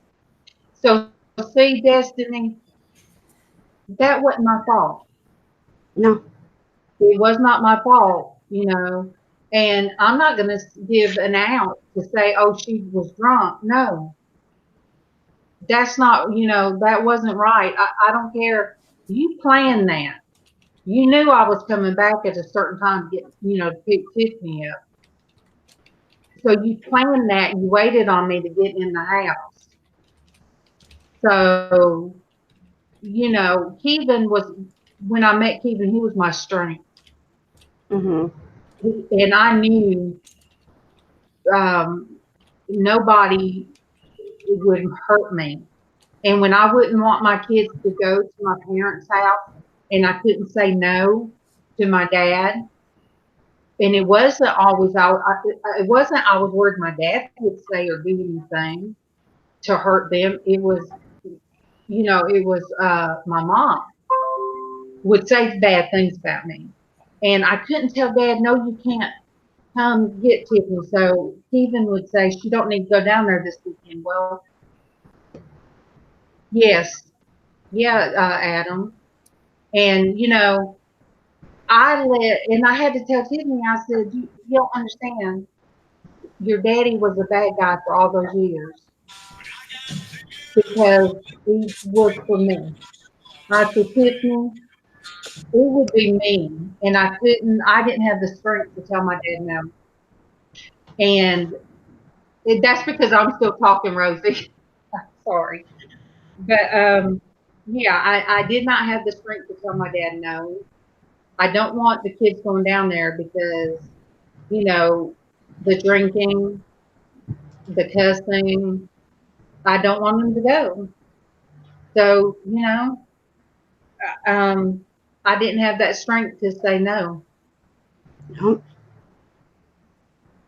So I didn't mean to take it away. You what? I said, have Derek say hello. Everybody's complaining they can't see Derek. What? Why, does everybody want to see me? Everybody wants to see your handsome face. I thought you muted. Do you have the Can you white guys- box around your picture, Darlene? I didn't have a box around. Now the box is around NASCAR man. I had him muted. You got him muted? Okay. I muted myself. Okay. I'm gonna sneak It's back okay. there. It happens. I was listening to you guys. I let you guys the long-winded. I mean, I know we're talking about some serious stuff here, but you know, Sorry, Lynn. Derek.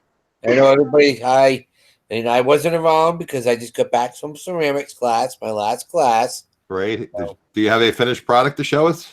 I have the video that it's going to take another 3 weeks to get everything fired, but I Okay. have the video coming up as a premiere tonight, so Okay. that'll be coming up. Oh, But like you guys were talking about abuse and everything, I didn't have it at home, but I did have it at school, and I knew in high school I enjoyed high school because of sports, but I caught a lot of abuse at school, and my mom was like, "Well, that was your fault.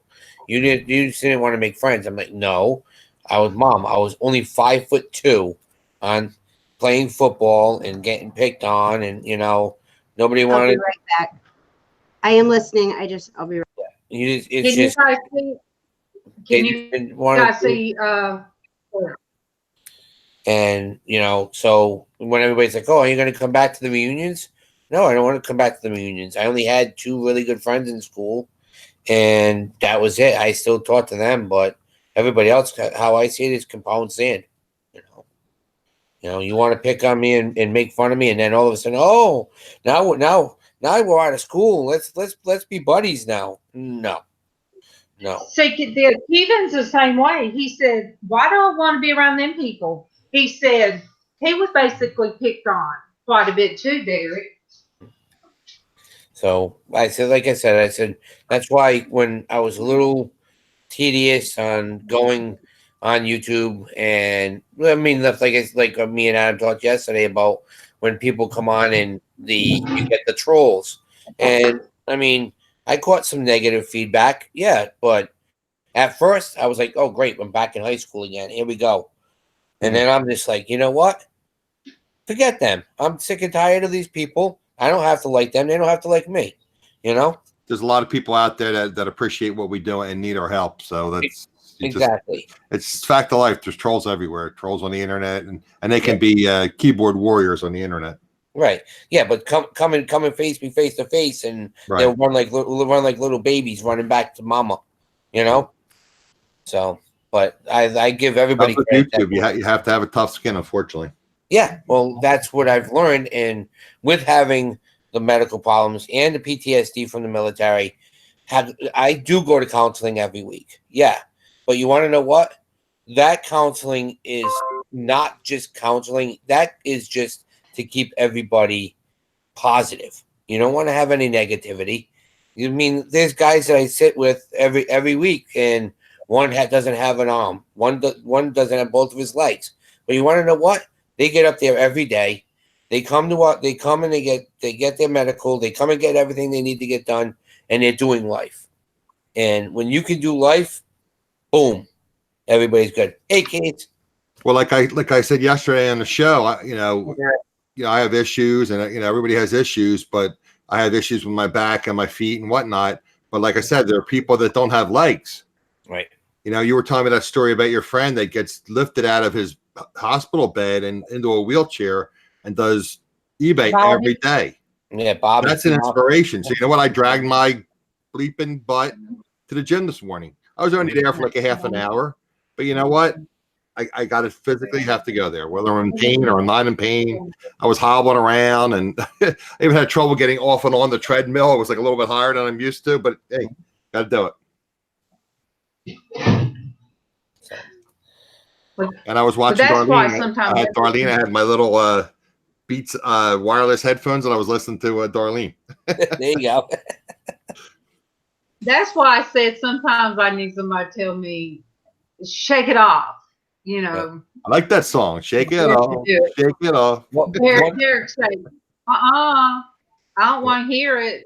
Right. I did that to her the other day. She PM'd me. She goes, "Oh, the ape is. I can't get up. I'm not feeling right." I'm like, "What are you saying? Don't even do that." I said, Derek, I cried at physical therapy.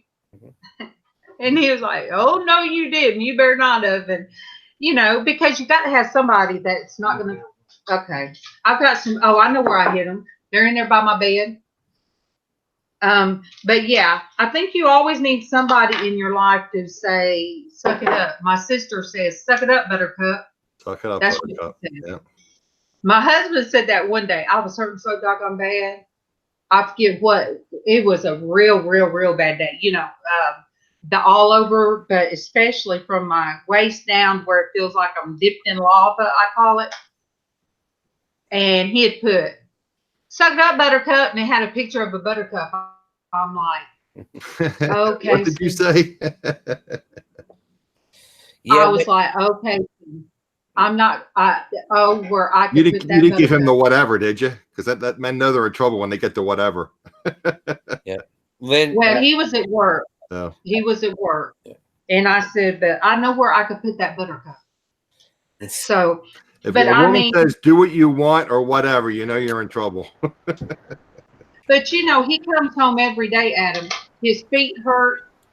Right now, something's wrong with his heel, and I told him he needs to, you know, go to a podiatrist. He's got to get it checked out, and he needs orthotics. He's flat foot, and he's. You heard my story yesterday about my feet, how big my feet are, and I wear the orthotics now, and I'm wearing a size 16 6A. I wear orthotics.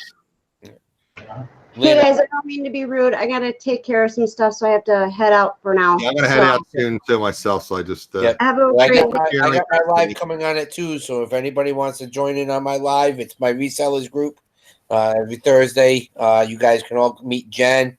She'll be in after her class. But if you guys want to jump in, just hit me up on Facebook and I'll send you the link. What time is your show this afternoon? 2 o'clock. 2 o'clock Eastern. Yep. Throw it out there real quick. Destin, I will talk to you guys later. Yeah, you have the link up, everybody. Eric, right? You want to post the link? What's that? Did you want to post the link? You already, because Destiny helped you make the links, right? Well, she said that's one thing we're working on. We still have to do the links. If you could do it for my resellers, I sent it to you the other day. Oh, you have it up. Let me. Yeah. It's on your channel. Yes, it's on my channel. I'll pull it up and I'll post it. Thanks. But so you're doing it today at 2. Yes. Yep. So Lynn, like I understand what you're saying. Yeah, I have. The sad part is, my son is going to be going to school where I went, and some of the people that I graduated with, their kids are going into the school with him. So this will be the understanding on how things are going to be. I'm waiting to see because one of the people that I went to school with, she's a sweetheart. She's my nurse practitioner at the VA. Her kids are going to be going to school with my son. So we already know that there's camaraderie there. But now a lot of her friends that were in school that I didn't particularly care for, their kids are going to be going too. So we'll just see how this whole thing goes around and see how their kids are going to be. The bullies, the sad part is I know 2 of the bullies that are going to school, their kids, but their kids, I hate to say it, they're the small kids in this time. My sons are bigger than them. So I'm already told my boys, I'm like, listen, I already went through it. Let's try to just get through this school, the 4 years of school, do what you need to do, and just shut up, you know? Well, it's funny you say that because when my daughter in junior high, she's picked on a lot. Well, number one, she was probably 5'11" at the time. And, you know, most junior high guys are still short. They don't get their growing spurt till high school. So, you know, she was picked on a lot until she finally would stand up for herself. But this guy that was real bad about picking on her, my husband went to school with them. Mhm.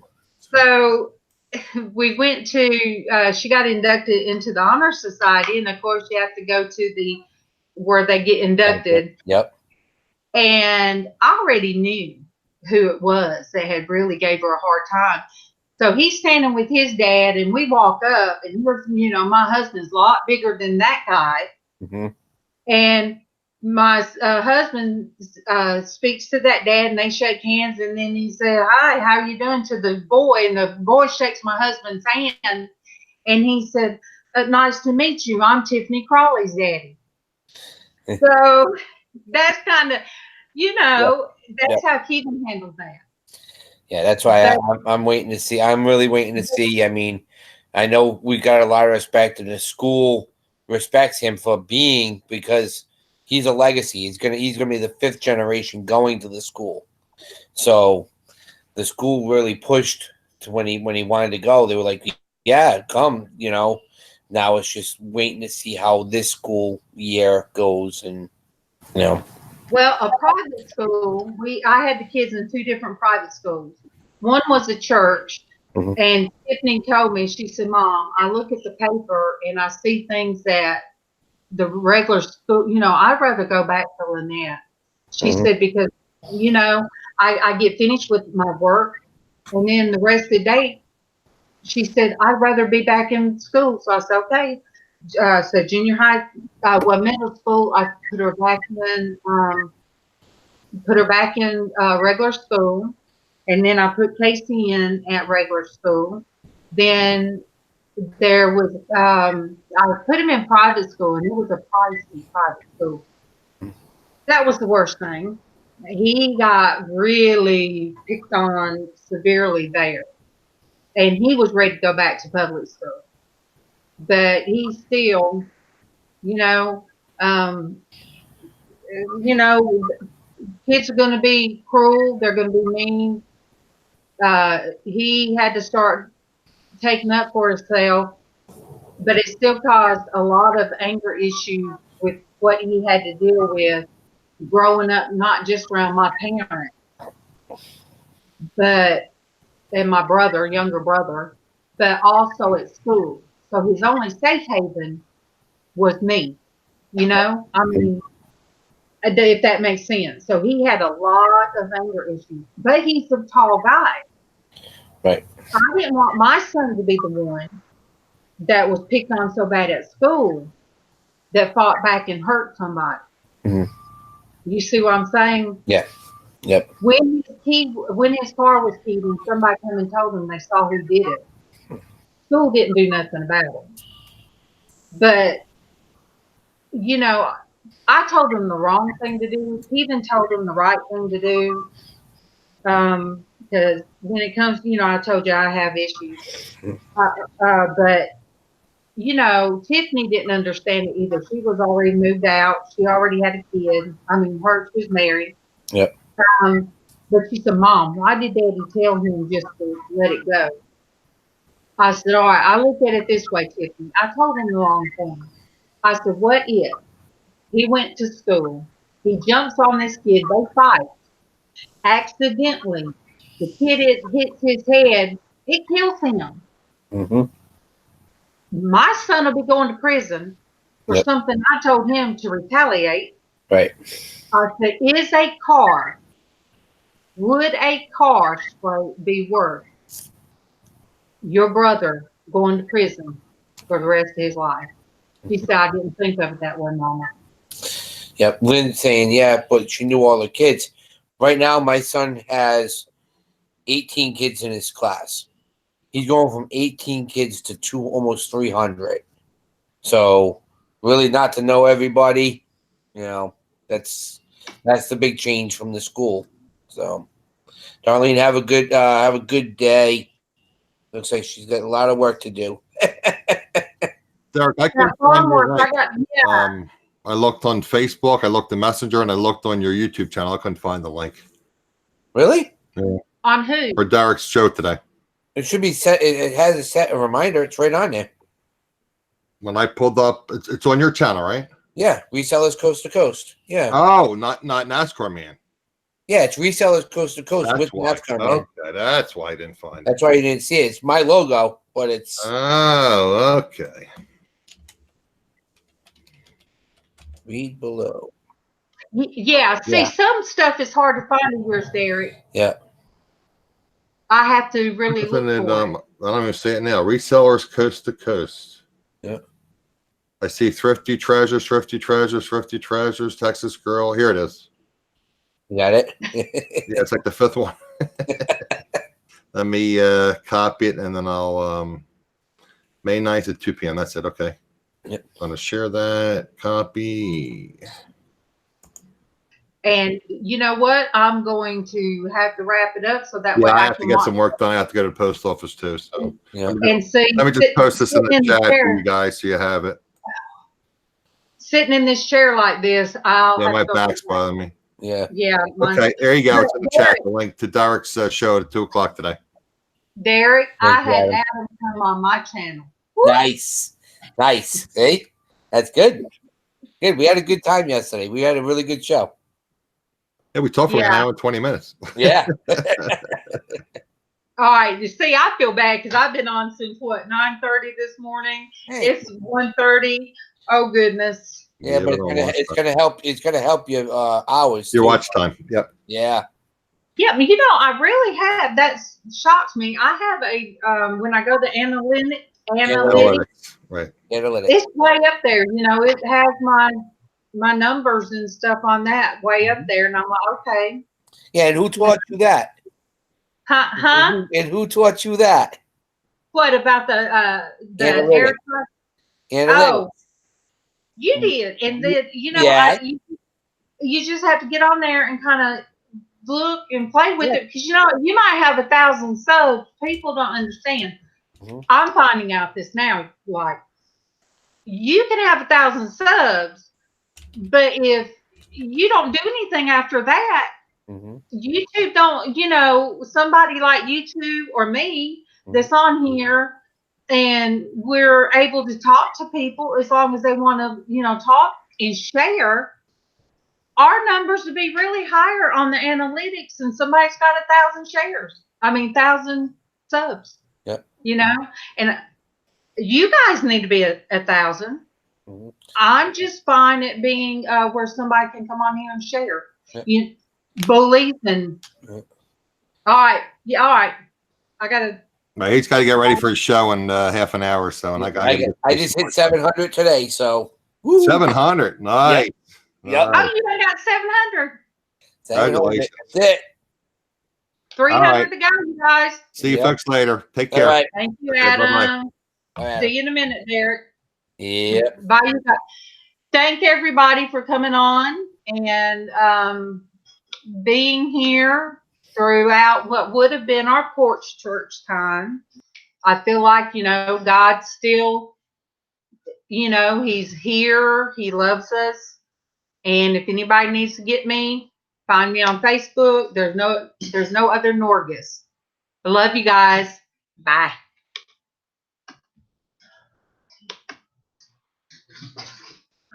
You got some water on the